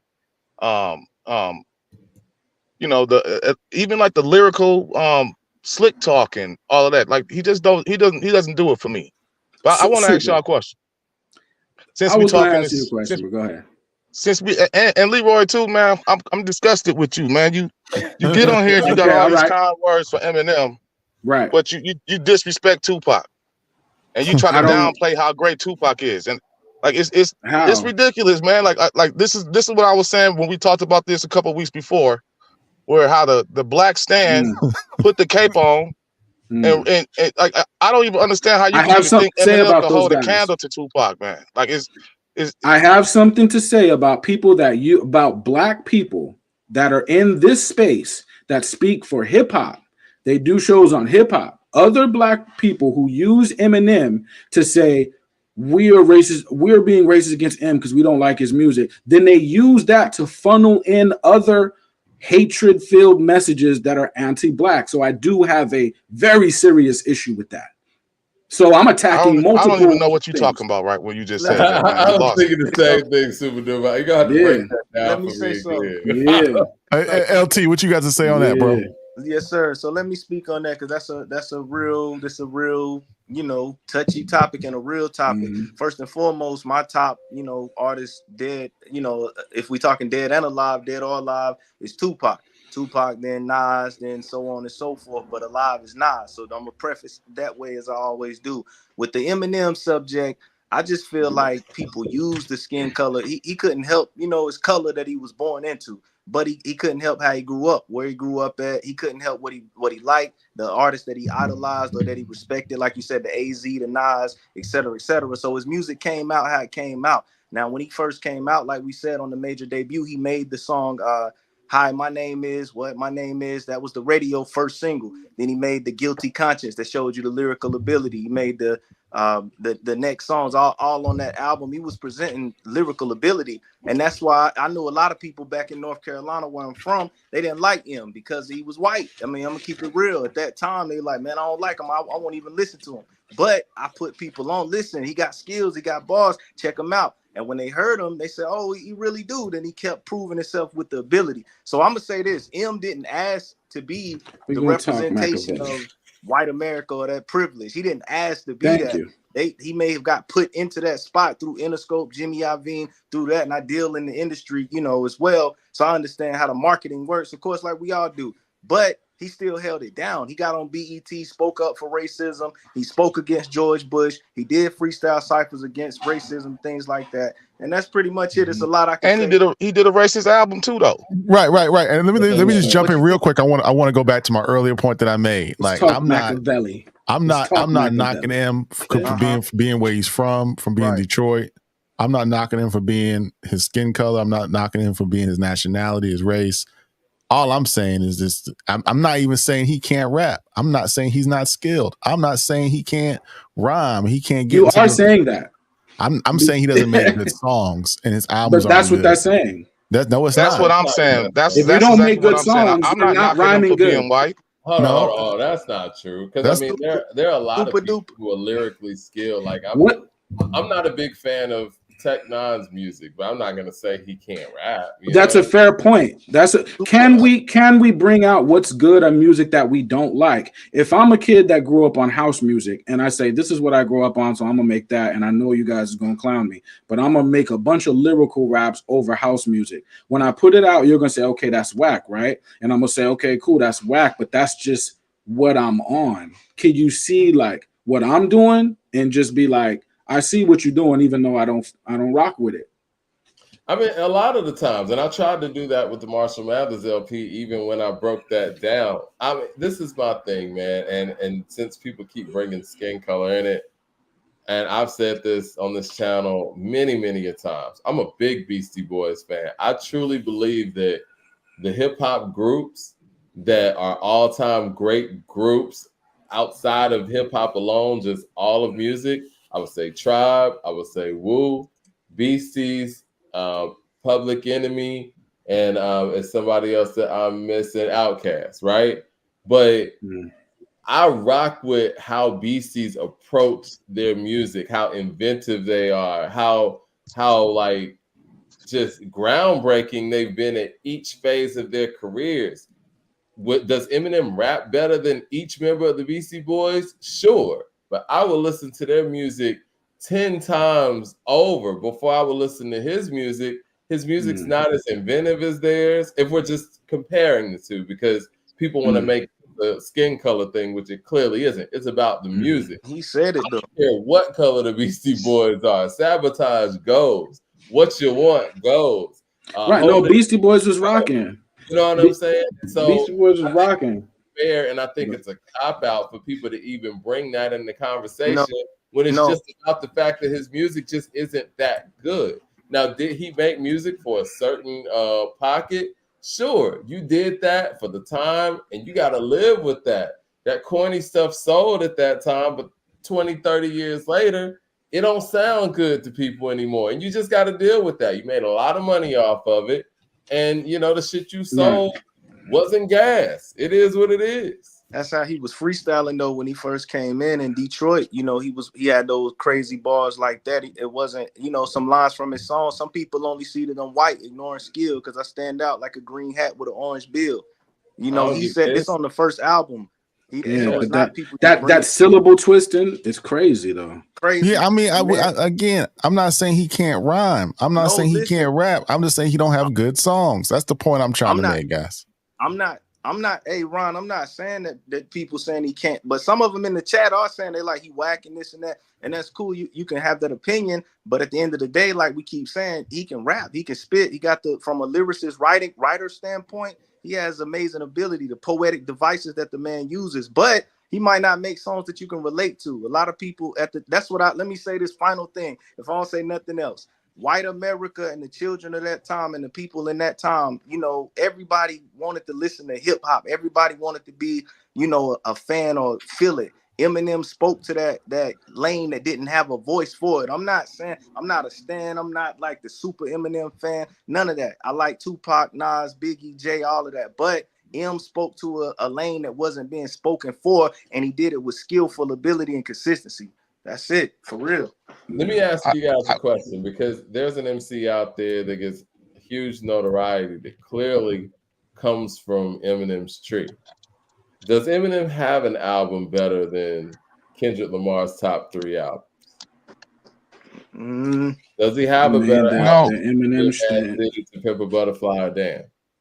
The first 3 Eminem albums, we're talking about Slim Shady, Marshall Mathers, and the Eminem Show, right? I mean, that's not in those 3. I think if you was a white guy from Middle America and you were listening to those first 3 albums of M, you may feel differently. Right. Well, if I was a white guy from Middle America, you may feel differently. No. Let me say this in response to that. If I'm a white guy from Middle America, how much hip hop knowledge do I have to even make those type of exactly, Mike? Maybe you got a lot though. Maybe you got a lot because M is the reflection. M is the reflection of a larger community that used to be in the hip hop spots. So when we're rhyming, doing our thing, they're in the backs. They're in the back peeping game. Now they got skills too. Sometimes they step in the cipher and we let them rock because they're showing that they are there to participate and they put time into skill. If they're in the cipher with us, like beasts and hyenas, you know what I mean? So he represents those guys. And they got a chance to speak through him by saying, look, I'm good too. Like, I'm good. Like, I can do punchlines. I could do internal rhyming. I could do double time rhyming. I could do entendres. I could do multisyllabics. And we're allowing him in. If that's how you come in, white boy, we're gonna let you rock. Like, you get the mic for 2 minutes or whatever, you know, spit your bars. Like, that's what he represented, those people. That's it. I think it's a cop-out to play the race card for Eminem. Like it's a cop-out. If we don't like the music, we don't like the music. It's That's not a fact. I agree. This has nothing to do with him being white. I agree. Because hip-hop is diverse. You know, I liked Second to None when they was out. I liked Third Base. Like Mike said, the Beastie Boys. I mean, and even if we want to go outside of white, I mean, Big Pun. Is Big Pun, is Eminem more lyrical than Big Pun? Like, we don't even, like, nobody even talked this highly about Big Pun, and he passed, we know that. But he made the music that he made. Like, nobody even come to the rescue of a Big Pun. He not more lyrical than Big Pun was. This is my point, that we when people try to pretend like he did something or he was so amazing on the microphone, I think that you giving him a pass for being white, really, when it comes down to it. So it doesn't have nothing to do with him. Prodigy, like you said, like, is he better than somebody like a Prodigy? We don't even talk about, I mean, we do, but the mainstream doesn't even talk about Prodigy being a top 15, 20 guy. Is he a better MC than Prodigy? Right. And my question is, how can you be top 10 if I can just name classic albums and we can just play it? We can play a game. Does Eminem have a better album than B? Yeah, but does Eminem have a better album than Life After Death? Does Eminem have a better album than but who does? Who has those albums? Does Eminem anyway? have a better album than Iron Man, Supreme Clientele, or Only Built for Cuban Links? Does Eminem have a better album than 36 Chambers? Is Eminem have those albums? Whose albums are better than those? Because I don't know nobody walking around. We're saying he's top 10. You got to have if they're saying he's top 5, top 10. He got. I'm about to name 15 more albums. You got to have an album better than those. That's so all. The Eminem show was no good to y'all. I'm not saying that. That's not my point. My point is, what is it better than, Leroy? What is the Eminem show better than when we talking classic? What is it better than? What classic are you putting it in front of? I would say if I'm, from Detroit in a certain era, I would listen to that, and I'm recognizing. Man, we just talking about you. Recognizing the music. What album? I'm not from M's world. I'm not from M's world, though. But you defending them. You defending them. You got the cape on today, so you got. I got to. It's the same way with Pun. If Pun was in here right now without no fame and he was just rattling off bars, we would be like, that's dope. But there would be some people like, dude, get this Puerto Rican dude out of here, man. Why you keep bringing up race, man? We're evading the argument because I'm naming albums and nobody's telling me. So he ain't got nothing. M ain't got nothing. Nothing dope. I'm just naming albums and I'm just saying, does Eminem have a better album than the albums I name? And no one's telling me he does. Nobody's saying, yeah, Eminem show is way better than Slim Shady. Slim Shady ain't one of the best rap albums. No, let's ask Shady in a different way. Yeah. If we're is it better than Capital Punishment? If we're naming the top 100 hip hop albums of all time, what number do we get to before we get to one of Eminem's albums? Yeah, man, but you're talking about the supreme architects of the craft. That's why we always don't have shit that's crazy. But that's what they're saying he is, though. That's right, but again, you're not going to be able to take that away from him because when they look at him in the mirror, look, an artist represents a larger idea. When Pac represents a larger idea in your mind. So when you think of Pac, you think of something greater. I'm not talking about thought. I'm talking about sounds. I'm talking about music. I'm not talking about. I think his sound. Look, in his sound, I think not only are his multisyllabics there, I think they're conceptual, and I think he follows the same train of thought from point A to point Z. That's 48 bars of all following the same continuous thought with a hook that matches the thought with music that matches the subject matter, and he does this for song after song for the majority of albums. I think that does require great skill, and I think musically, if I was into pop rock in the early 90s, late 90s, and I heard that, I would say, yeah, that's dope. I have a question. And since we want to sit here and say you have to be from a certain place and, look a certain way to be able to judge an album, does Eminem have a better album than License to Ill? Now, I'm going to go down the line on this track list. We got Rhyming and Stiller, The New Style, She's Crafty, Posse in Effect, Slow Ride, Girls, Fight for Your Right, No Sleep to Brooklyn, Paul Revere, Hold It Now, Hit It, Brass Monkey. No, he doesn't have a better album than this. That has stood the test of time, too. Yeah, Time to Get Ill. And I don't have to be a Jewish dude from Brooklyn to say that this album is dope. I mean, when you listen to Marshall Mathers, there's somebody that's going to be like, that's dope. See, I'm with you, but we got versus. We got people in the chat, and no one has yet to tell me. So, LT, can I ask you, sir? Out of all the albums I named, what Eminem album is better than that?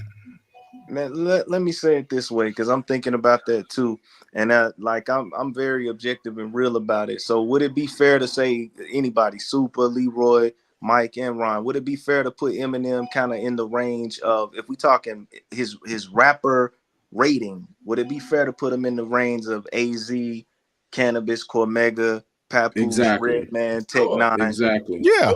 Okay. Exactly. Okay. Yeah. Okay. So look. So with that being said, out of all of those rappers, I think he might have. Well, probably not Red. Well, he might have the most classics. So he might have the most influence. I would think. Out of those. So he got a better album than Sugar Hill? That's a fair point. Pharoah Monch is one of the greatest rappers. Do or Die, yeah, I don't know about that. Do or Die. He got a better album than Do or Die. No. I mean, the Eminem show is not bad. Yeah. Leroy, you just speaking in general. We want to know what you saying that is better than. What is it better than? Yeah, but better than we're having a better than argument. I'm having it's just dope. Like it was dope. If I go better than, there's always going to be someone better than. I could do that all night forever. Well, then what? There's always going to be somebody better than.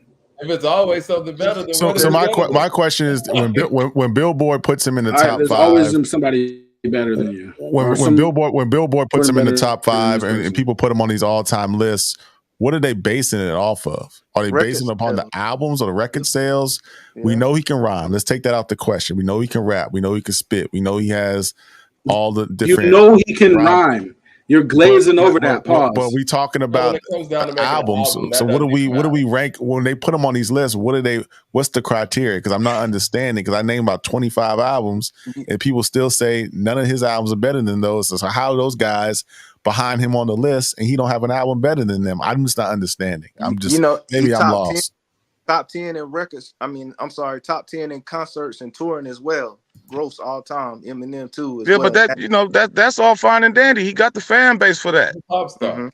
Like the point is, like Ron just said, do we have a better album than Muddy Waters? But you know what? I'm gonna come up with the albums that's better. We don't give Drake that same credit, right? Like when Drake do numbers, it's like, oh well, he a pop artist. It's like, but Eminem do numbers, it's like, oh, that's because of his artistry or something. It's weird. I respect Drake more than I respect Eminem. Let's look up what year. Let's look up the years these albums came out. No, we gotta go all time since they want to put him in an all time ranking. Yeah. We don't need to go what was it better than in 99 or 2000. We saying if this man is in a top 5 conversation for people, right? We got to be able to back this up with something to be able to say this. Even with his lyrical ability, is he really better than? Who is he really better than lyrically? Is he better than Method Man lyrically? I think I seen him on the cover of the magazine with Slaughterhouse. White man came up to me and was like, "Yo, Eminem is better than Slaughterhouse." He was like 70 years old. What I said, all right. I said, Dr. Dre behind everybody, but I was like, all right. But what am I gonna say to this old white guy? Leroy, it's okay as a hip hop listener and fan, as a person knowledgeable about hip hop, to tell somebody who doesn't listen to hip hop like that they don't know what they're talking about. Just like it's okay. Of course, he doesn't know what he's talking about. Fan, if I go in there talking some nonsense, it's okay for them to educate me if they know what they're talking about. I'm not surprised if a duck quacks. I'm not surprised if a duck quacks. I give them that. That's what they do. You're the duck. We're talking about us though. Like in our opinions, we don't look at him like that. So you're getting upset because they look at him a certain way. I can't be mad. Y'all look at him that way. That's y'all guy. See, but I'm not looking at anything. I'm just listening. I'm listening. I'm not looking. I'm listening to the music. I'm not looking at anybody. If I close my eyes, my eyes and I didn't know what Eminem looked like, I didn't know what Nas looked like, and I'm just listening to the music, and I'm blind. I'm like Stevie Wonder. I got these glasses on. I can't see nothing. I'm listening to the music. I'm not hearing. M mixes pop music with hip hop. M mixes pop music with hip hop. Right? Is there anybody here that enjoys pop music? Right. Yeah. Seriously. Yeah, I mean, so if you enjoy pop music, we grew up on pop. You can't see you can't see what M. You can't see. Okay, so y'all understand what M is doing, right? But it's still whack. We all grew up on pop music. Like, good pop music is fine, like you know what I mean. But it's just not good, and we're hiding behind this veil. Oh, he's making pop music, or I can't relate to it. Oh, he's white. No, it's just not good. It's okay that it's just not good. John Phillips, the super chat says, I think not good. I think not good is too light, basic. I mean, we don't. Sometimes things don't need complex answers. It's not good. It's okay. You know what I mean? Okay, all right. It's okay. He said Big Pun, he heard Cool G rap. Yeah, I mean, there's a lot of Cool G rapping Pun. There's a lot of Cool G rapping, a lot of guys. Well, again, if you're going to be of an elite status, and I think that was my thing with Kendrick being placed number 2 all time, you got to have efforts, albums, and songs that stand up and above your peers. I don't think that M has any albums that stand above my top 10 guys. And it's not just because they're my top 10 guys. It's just me being objective. We talk about KRS-One. That's another person that we're not even talking about in this conversation. Does he have an album that's like Criminal Minded? No, doesn't. Mike, last week. Mike, I'm saying Marshall Mathers. That's not like Criminal Minded, but it's in the same vein. He's criminal minded on that album. And the thing is, bro, like he's criminal minded. You know, I don't know, man. I don't know. I didn't grow up on Rakim, right? I had to go back and listen to Rakim. And Rakim's from Long Island. I'm from Atlanta, Georgia. I'm not supposed to, quote unquote, connect to that, really. You know what I mean? But when I went back and listened to that stuff, it's some of the best hip hop music I ever heard. I didn't have to grow up in Long Island. I didn't have to grow up in the 80s for it. You know what I'm saying? I'm just a hip hop fan. And if you're making great hip hop music or you're making great music, well, let's just say hip hop music for the sake of this conversation, then it's going to connect with the hip hop listener. He doesn't make great hip hop music. It just is what it is. He can rap syllables and all that stuff, but when it comes to making great hip hop music, he is not in the top 50 with his. We just spent all last week dissecting Jay-Z's catalog, right? We was able to keep it real, keep it 100 about what we thought of the songs, how they didn't age well, how this or that. If we can do this to Jay-Z, we can definitely do this with Eminem. This don't have nothing to do with his race. This is strictly about the music. It's not I'm not hating on the man at all. Just because he don't have something that I don't like, that don't mean that I'm just hating on him. Like I said, it never mattered to me that he was white. I gave him a chance. I listened to him back when he made I Just Don't Give him. I agree. You know, and I thought that he had more potential at that time than he ended up showing that he had to, like, than the music show matched. You know, so listen, bro.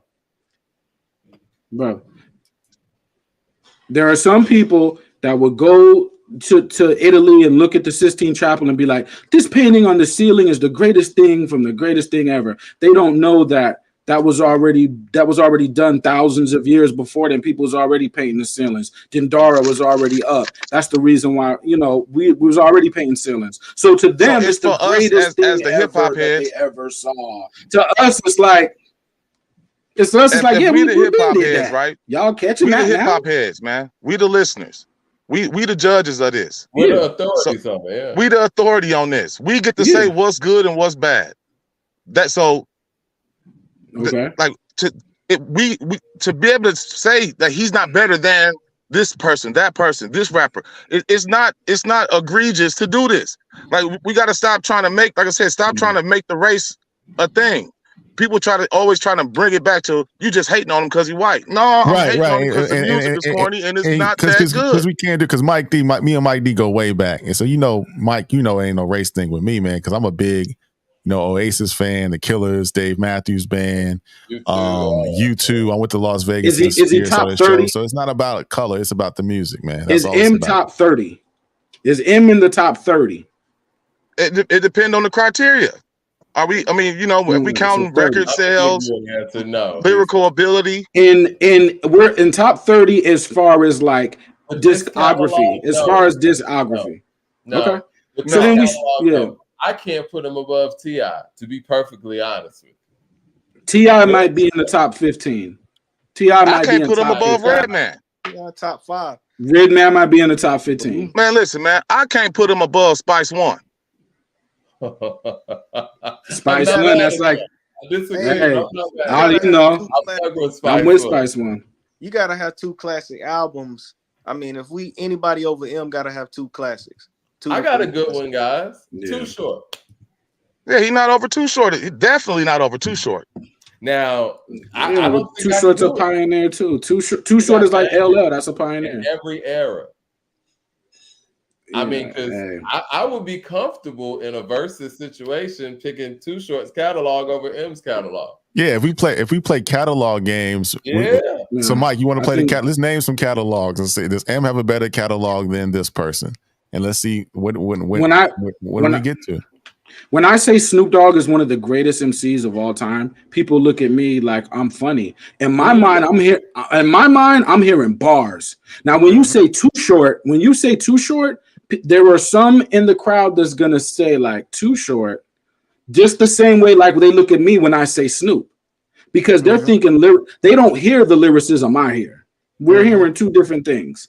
So M speaks to a certain kind of lyricism, just like Snoop speaks to a certain kind of lyricism, just like Too Short speaks to a certain kind of lyricism. You know what I'm saying? Why I wanted to start off this conversation by defining what lyricism means to people. And when they say he's a great lyricist, what does that all encompass? Are we talking syllables, or are we actually talking about being able to put compelling words together to give people an actual feeling?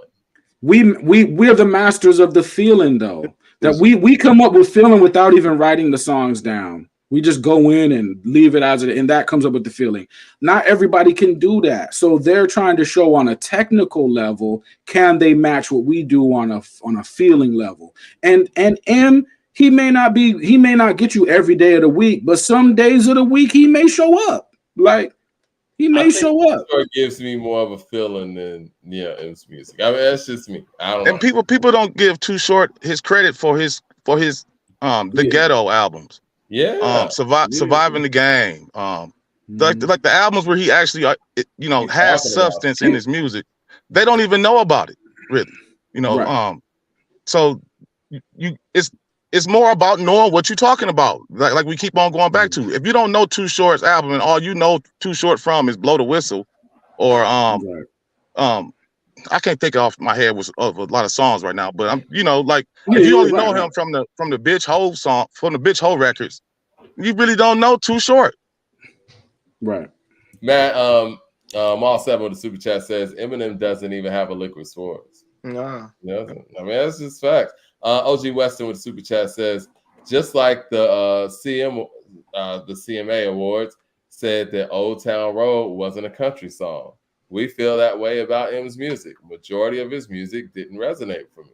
Hey, so look, with the resonating comment, what if we took, because like Kendrick, let's get it this way.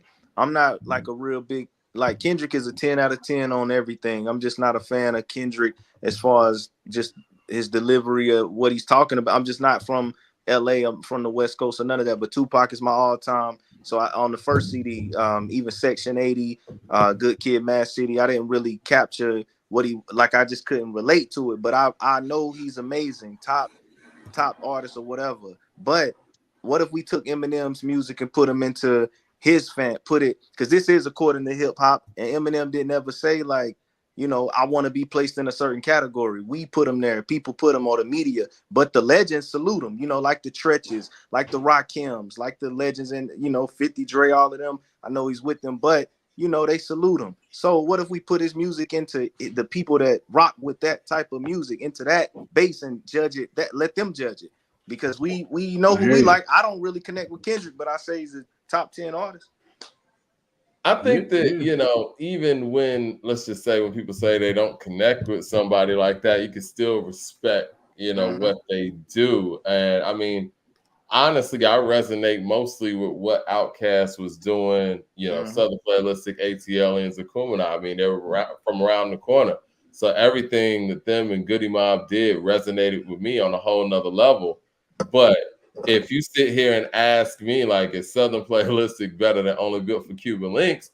I'm going to give you a real answer and say no, even though I connect with that album more. It's nothing personal.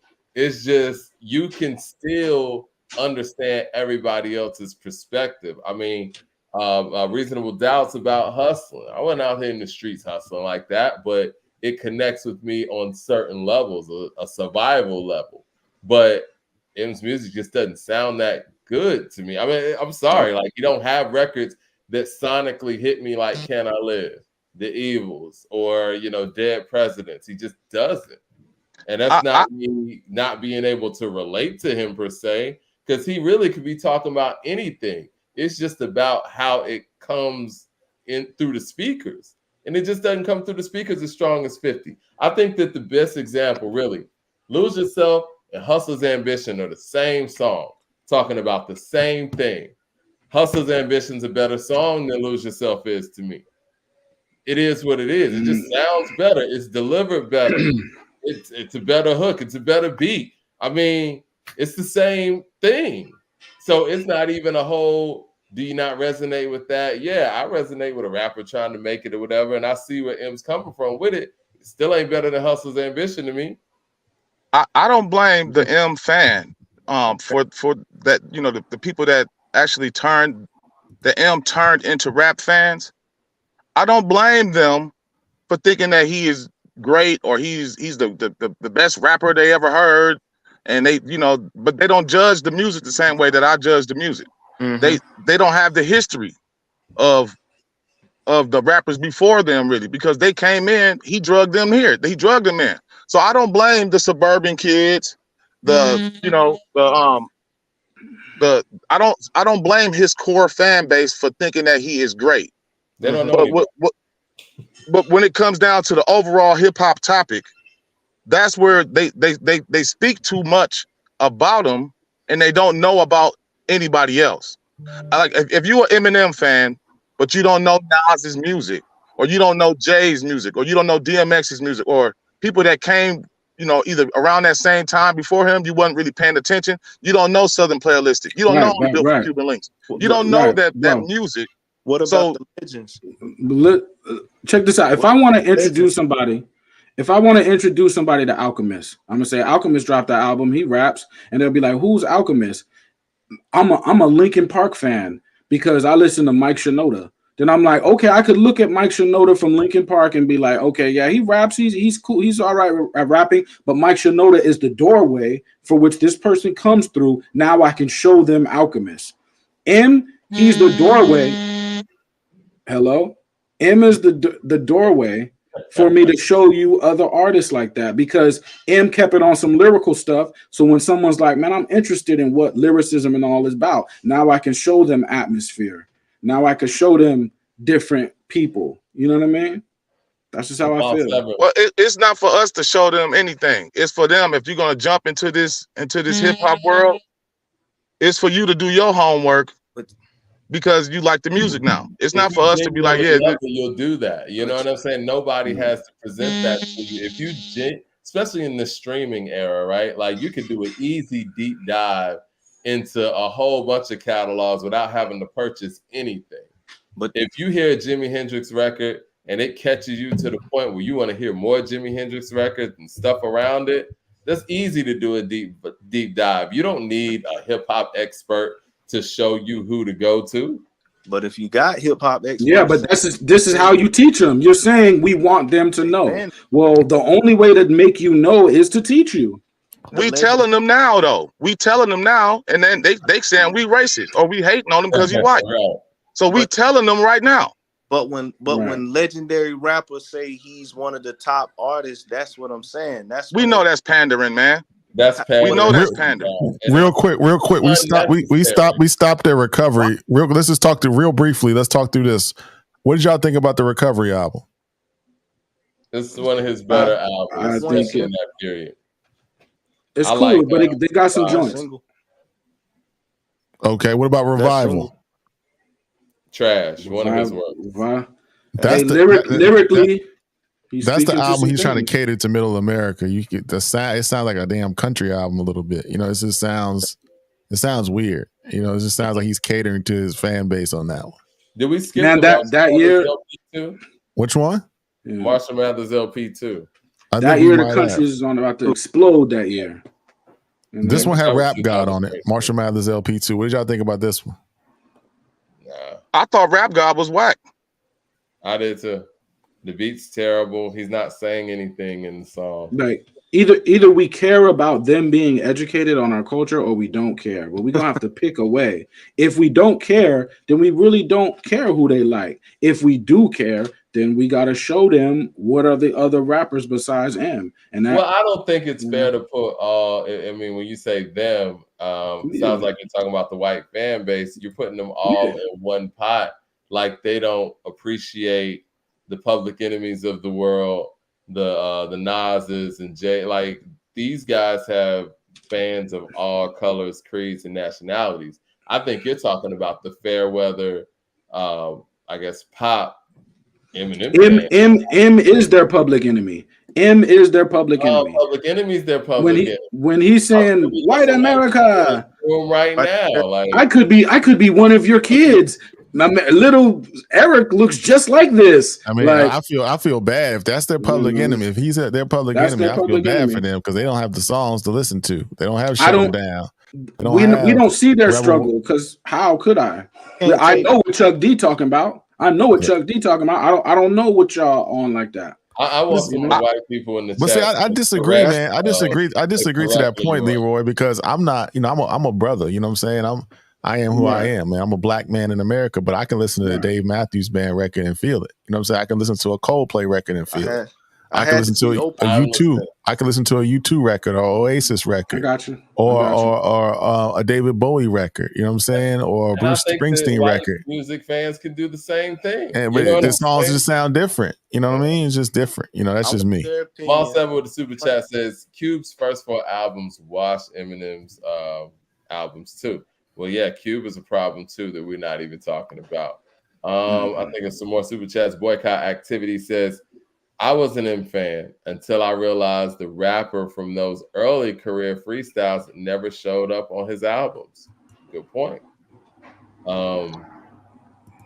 Because if we want to give the freestyles credence, those aren't on the albums. Yeah, but Kamikaze. What y'all think about Kamikaze? Kamikaze wasn't good either. I watched a YouTuber, a YouTuber that was an M fan, and he said that before he even listened to Eminem, he was into like grunge rock. He was into Nirvana and techno music and all of that. And so when he first started listening to M, he thought he was the greatest. And so he said that he was hanging out with other people, and they started putting him on to other music. And then he realized that, hey, I've been overrating Eminem. Mm-hmm. So I think that a lot of them, once they do really do the homework and actually reach into the music, and at this point in time, he's been out long enough for you to do your homework, really. You know what I'm saying? So, if you feel that way, you feel that way. It's all opinionated, but like I still think that a lot of them either they decided to go on and do their research, or they stopped at Eminem and they really only care about Eminem. They don't really care about the real music before that. So yeah, they might be fans of hip hop after M out, and they like Ludacris a lot, or they think that 50 Cent is one of the GOATs, or they thinking like that, but they don't have the history to and knowledge of the whole entire spirit of the game. You're talking about surface level music fans, you know what I mean? And to be perfectly honest, and it's just isn't even a black, white thing, whatever. I think when you're a pop star and you sell this many records, and Michael Jackson's my favorite artist, but he sold so many records, it is what it is. When you have those kind of numbers, you're gonna have a lot of casual fans. You're not gonna have a lot of hardcore music fans. And that's what was really impressive about what Prince was able to do. Prince did numbers, but had a lot of music fans. You know what I'm saying? And when you're an artist like an Eminem and you caught people on some popularity stuff, it's going to be very difficult for you to have hardcore fans that want to get into hip hop more. I think it's a small percentage of his fan base that went and dug and became hip hop fans and just hip hop purists because of his entryway. You know what I mean? Yeah, exactly.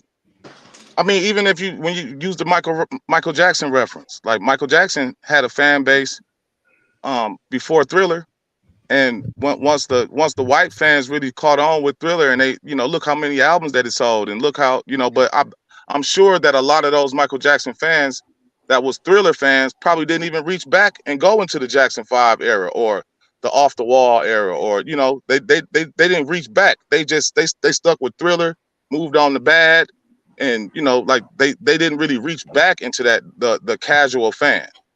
It's all about why you buy the album too, right? Or buy into the artist. I mean, Thriller started doing crazy numbers because of the video Thriller. It was already doing crazy numbers anyway, but that took it to that next level.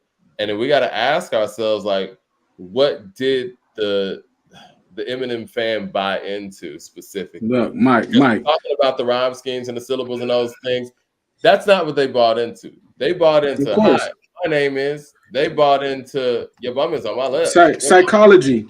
Psychology says. So it's difficult to say that a fan that bought into an artist in that way is gonna become a KRS-One fan. You know what I'm saying? Yeah. Yeah. If you physically look like the artist that you're listening to, psychology shows you're gonna take a liking to that artist if you feel like that artist looks like you physically. Now, if we look at Eminem, we see his fan base in Eminem. The same way I bought Nas' album when I was little because I was like, hey, this rapper looks like me in my mind at that young age. I said, okay, well, I see this young kid on the album. He looks like me. I'm going to buy it and listen to it. So the white kid, when he sees him, I'm being real. I'm being real. Look, when I'm 12 years old, when I'm 12, I don't know the streets like that. I'm saying this dude looks like me. I'm going to listen to his stuff. What? If that's the truth, how is a black 23-year-old Michael Jackson able to sell more records than everybody in the world with Thriller? No, he just had good music. Yeah, good music. Okay, so what about him? Mike was around a long time. Mike was around a very long time. I mean, hey man, you know, we don't rock with M, and that's cool. You know what I mean? But you know, is this the real Melly Mel? Yeah. Right. Melly Mel, I don't know if it's the real one or not. He says M fans are the we hate rap, but we love M's rap music crowd. Same reason why his music is played on rock and roll stations and other non-hip hop stations. He has lots of advantages. Others don't. It's fair. It's true. I mean, but where does that advantage come from? Did he ask for that advantage, or I mean, he played into the advantage. He went out He went out there and dyed his hair blonde and put blue contacts in his eyes too to look like that boy band audience. He backed it up with the skills, my brothers. He backed it up with the skills. I feel you, but he played the game too. True. He did. Let's not act like he was like not a part of this at all. So we got one more album just to really before we end our discussion, continue it. Yeah. What did y'all guys think about Music to Be Murdered By? I thought this was better, you know. It was trash, just like his beard. Straight beard. Okay. See, man, M is having a rough day. See, yeah. Hey, but Jay had a rough day too.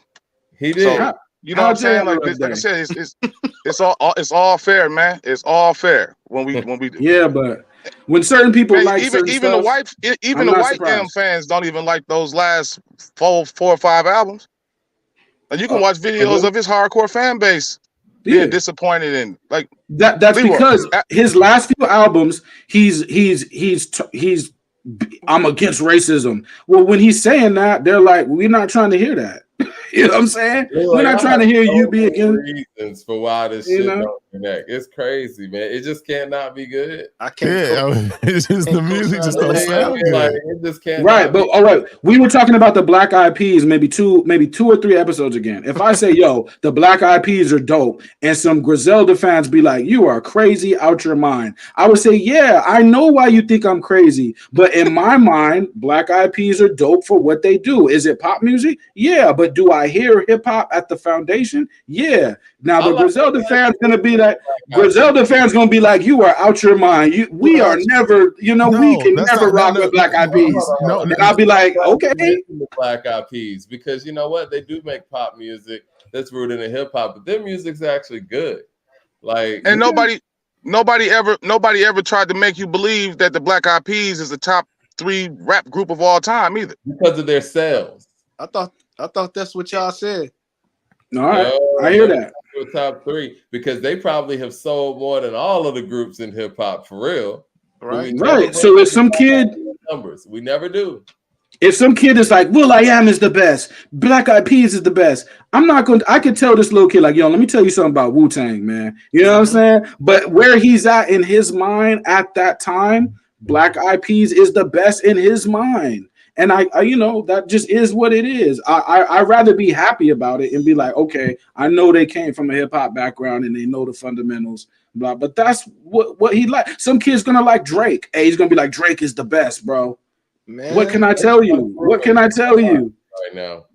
You know, it's been like 16 days and no response from Kendrick. I don't think we're going to get a response from Kendrick. And I got to keep it a buck, man, because I did the same thing when it came to Eminem in the game and all that stuff, man. And same thing's happening with Kendrick, man. He's not responding, and everybody was talking like he was some big bully after he put out Like That. We thought it was on. We thought he was going to start responding. He not going to respond. Can I speak on that, Mike? Let me speak on Kendrick real quick on that the diss real quick. I don't think Kendrick is gonna respond. I could be wrong, but if he does, it'll be what's up. But at the end of the day, I feel like Kendrick was just doing what he was normally doing. He got called to be on a feature. He said his bars, and he's just gonna continue with the rest of his career. He never was gonna entertain the beef. So when it's album time, whether that's 2 months or 5 years later, he gonna do what he continue to do. He's just doing Kendrick. But no, that's not true, man. See, this is the problematic. This is the problematic part about that, because if he would have done Like That and said what he had to say, and Drake never responded, niggas would have said he killed Drake and Cole, right? But when you respond, oh man, I'm too big for this stuff, man. I'm a grown man. Like, whoa, you started this. How did he start it? And he said that he got to see if they a problem. That's a lyric in there. Now I got to see if this boy a problem. He said that. So he basically he called out the beef.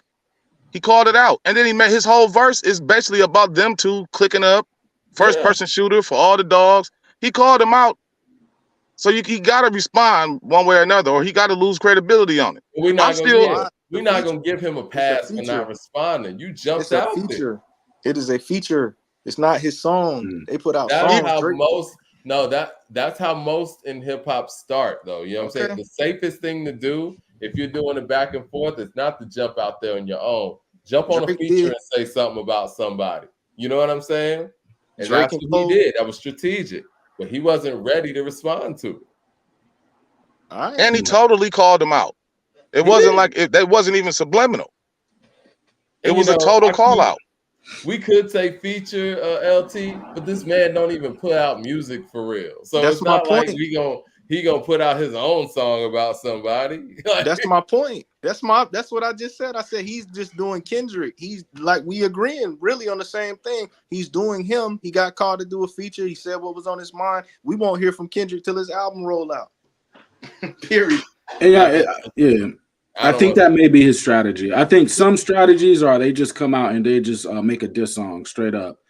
And some people's strategies, they'll put the diss in a verse for their album or single later on. Man, I'm not even interested no more with it, man. I don't even care no more. And what I don't like, though, is this narrative on social media now, and they're using other artists to do this.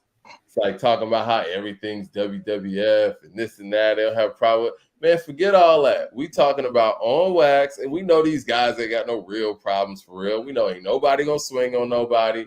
This is competitive stuff as it's been from the beginning. And they're giving Kendrick all these cop-outs to be like, well, he's being the bigger man, but you started this. You put this out there. And Drake is over Kendrick. Drake is up over Kendrick, but Kendrick is just doing Kendrick. Kendrick is just doing him. I think it's an overreaction period that, how many AI Tupac songs is out there on the internet right now? And nobody getting sued or nothing like that about the song. I think everybody really overreacted to and tried to act like they didn't understand the use of the AI with that diss, and they turned it into the AI conversation instead of actually changing the subject. This is what's happening. Yeah, they changed the subject. Kendrick. They're doing all this stuff to deflect from Kendrick from even responding. That's why I didn't even like Rick Ross jumping out there. It seems like everybody is doing their best distraction play so Kendrick doesn't have to go out here and hold his own against somebody that he should be able to dust. You know what I'm saying? Like all of these lawsuits with the AI and all that, and this conversation about the AI. Conceptually, this song wasn't even about the AI. It wasn't about any of that. Everybody's out here trying to change the subject so Kendrick don't have to go out here and prove all the shit that he said. True. People want to knock out. If he don't respond, if he don't respond, he deserves the same amount of backlash as J. Cole got. Like it's almost, it's basically like apologizing without doing it in public or something. Yes, you know what I mean? It's like, he deserved the same backlash that J. Cole that J. Cole got. And we should be holding his feet to the fire. We can't act like he need to put it out on an album or something like that. And like, or he has some grand scheme plan that's like, you know, bigger than anything that we could imagine. Cut it out, guys. And yes, Mike Brown, if he does respond, of course we're gonna cover it. But I don't see it. It's not happening, man. It don't, like Fat Joe said, and I usually don't agree with Fat Joe like that. But it don't take this long, man. Not in this. He may not respond. He may not respond. You know, when somebody gets 2 songs in on you and they do it quickly, and they could do this in a matter of hours, and they're in a good position to fight this war with you or multiple wars, Drake's in a good position. You can't just take Drake out. People are expecting one song to take Drake out. Drake ain't a one-song victim type of person. You're gonna have to campaign against Drake. So what? So what need to happen? Let me say this too. What need to happen? Everybody in this chat, everybody on no matter if you're a K-Dot fan, a Drake fan, J. Cole fan, we need to give Drake his credit. I'm not no Drake fan, not that, but he got to get his credit because he did what a rapper is supposed to do in this situation. Exactly. You're right, LT. And if it was flipped, they would be giving Drake the blues right now. Let's keep it a buck. If Kendrick was the one that's out here responding in the way that Drake is, it wouldn't be this bigger man talk. It wouldn't be this, oh man, people too grown for this. Nah, y'all would be giving Drake the same business. Keep it a buck. Facts. Yeah. And we'll be saying he running. We wouldn't give him the benefit of the doubt to think that he got some type of grand scheme up his sleeve. Yeah. Check this out. Y'all said that on the show with the prior host. Shout out to my man though, Coop though. It's all love. Y'all get that together. It's all love. But we said that on here. We said Drake ducking it. Drake don't want that K-Dot smoke. But then he responded. He was responding, and then K-Dot ran. Or K-Dot not doing K-Dot just being K-Dot. Well, he wasn't being K-Dot on like that. And so, he was that same energy as they say. He was. It's a feature. He's just a feature. That's his energy. His energy is big me, Well, we got a lot to pick up on, man. Great show, guys. Yes, sir. Everybody joining us. Hit like and subscribe. Make sure that y'all go check out that Pete Rock interview. It is on According to Hip Hop's YouTube channel right now. Like I said, Mickey Fax did an incredible job. Pete sat down with us and gave incredible game. And you know what? Producers out there, y'all need to go ahead and sign on to that. Beat for Beat production battle.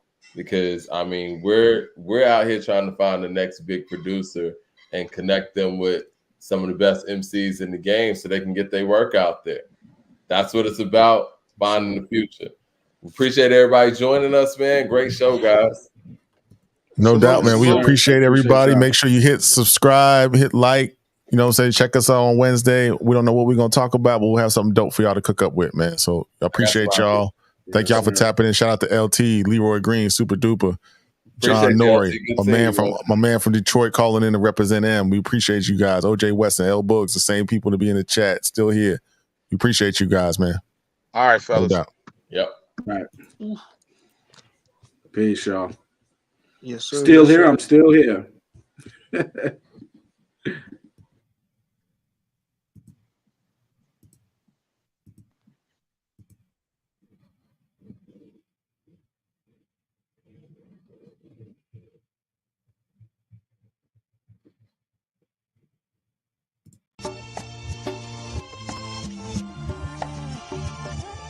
I came in this world not knowing what I was getting into, like I was going through a desert storm and didn't have a clue. Man, when my fam came from Alabama, started this family and started Atlanta, had bigger plans than my mom had me at Georgia Baptist. So she had to forget any other time for practice. That's another story, but anyway, by the time I'm hitting middle school, I was another nigga in the hall just trying to get through. And back then, them girls was hardly ever speaking. But by the time I'm in 12th grade, them hoes was calling me every weekend. After that, went to Bama for a year to get my mind clear, get back home and everything has changed here. Niggas turned out scholarships to be on the block again, selling stacks here and there because now they got a couple kids. The girls I knew either died, get pregnant or both. And niggas said I grew up with break up cars to pay car notes. This would be the realest thing I wrote. I'ma make my mama's dreams come true. I just wish my grandfathers could see it so. What? I never changed up, even though my life changed up. Same nigga, different day, dealing with the same stuff. I never changed up, even though my life changed up. Ask around and tell you what goes down. I never changed up, even though my life changed up. Same nigga, different day, dealing with the same stuff. I never changed up, even though my life changed up. Ask around and tell you what goes down. I always had big dreams of having keys to some condos. Since the snot nose, Little League, Inslee Broncos, it's real. Lock my roots up and sign some deals. But now my music's more than just a way to pay some bills. But still, I reminisce on how I used to be stressing. Moms made me go to piano and violin lessons. And adolescence wasn't in the classical, but learn to read notes. Didn't know but get me closer to Grammys and speedboats and Lamborghinis. Women in bikinis, videos and clothes. I'm my own personal genie. Psych, but I made it come true like a wish or two. Meet me at the studio. Hey, bring a swish or two. I never was a chef like Raekwon. Grind hard, make songs. Slave to the rhythm like I'm Grace Jones. Squeeze the same cat he was back then. He'll be the same when the hook comes in. My real niggas feel me. I never changed up, even though my life changed up. Same nigga, different day, dealing with the same stuff. I never changed up, even though my life changed up. Ask around and tell you what goes down. I never changed up, even though my life changed up. Same nigga, different day, dealing with the same stuff. I never changed up, even though my life changed up. Ask around and tell you what goes down. Like a bird with a watch, time flies. I ride by thinking about the past, so quick like Vic, but slit like Rick. Posted up downstairs, chillin', play the Sega, we shoot layup. Pimp hoes, cut them up like Vega, made a move. They choose, I cruise like Tom. Grubbing on some of that fire turkey from my mom. Boy, Rob, he fresh in that Izard. We mob, he moved out, I got old, had to get a job. 6 Flags, no, I ain't flipping Nick Sags. Picking up a mic, trying to get a big jag. You wonder how I'm living in my MTV crib. Much love to my folks, we in the house playing big. Weird kid, I was outside with my cuz. On the back of the patio, they smoking on that bud. But that's the way it is when you live in 2D. And now I'm on the rise like that smoke on the street when it rains. Changed up, even though my life changed up. Same nigga, different day, dealing with the same stuff. I never changed up, even though my life changed up. Ask around and tell you what goes down. I never changed up, even though my life changed up. Same nigga, different day, dealing with the same stuff. I never changed up, even though my life changed up. Ask around and tell you what goes down.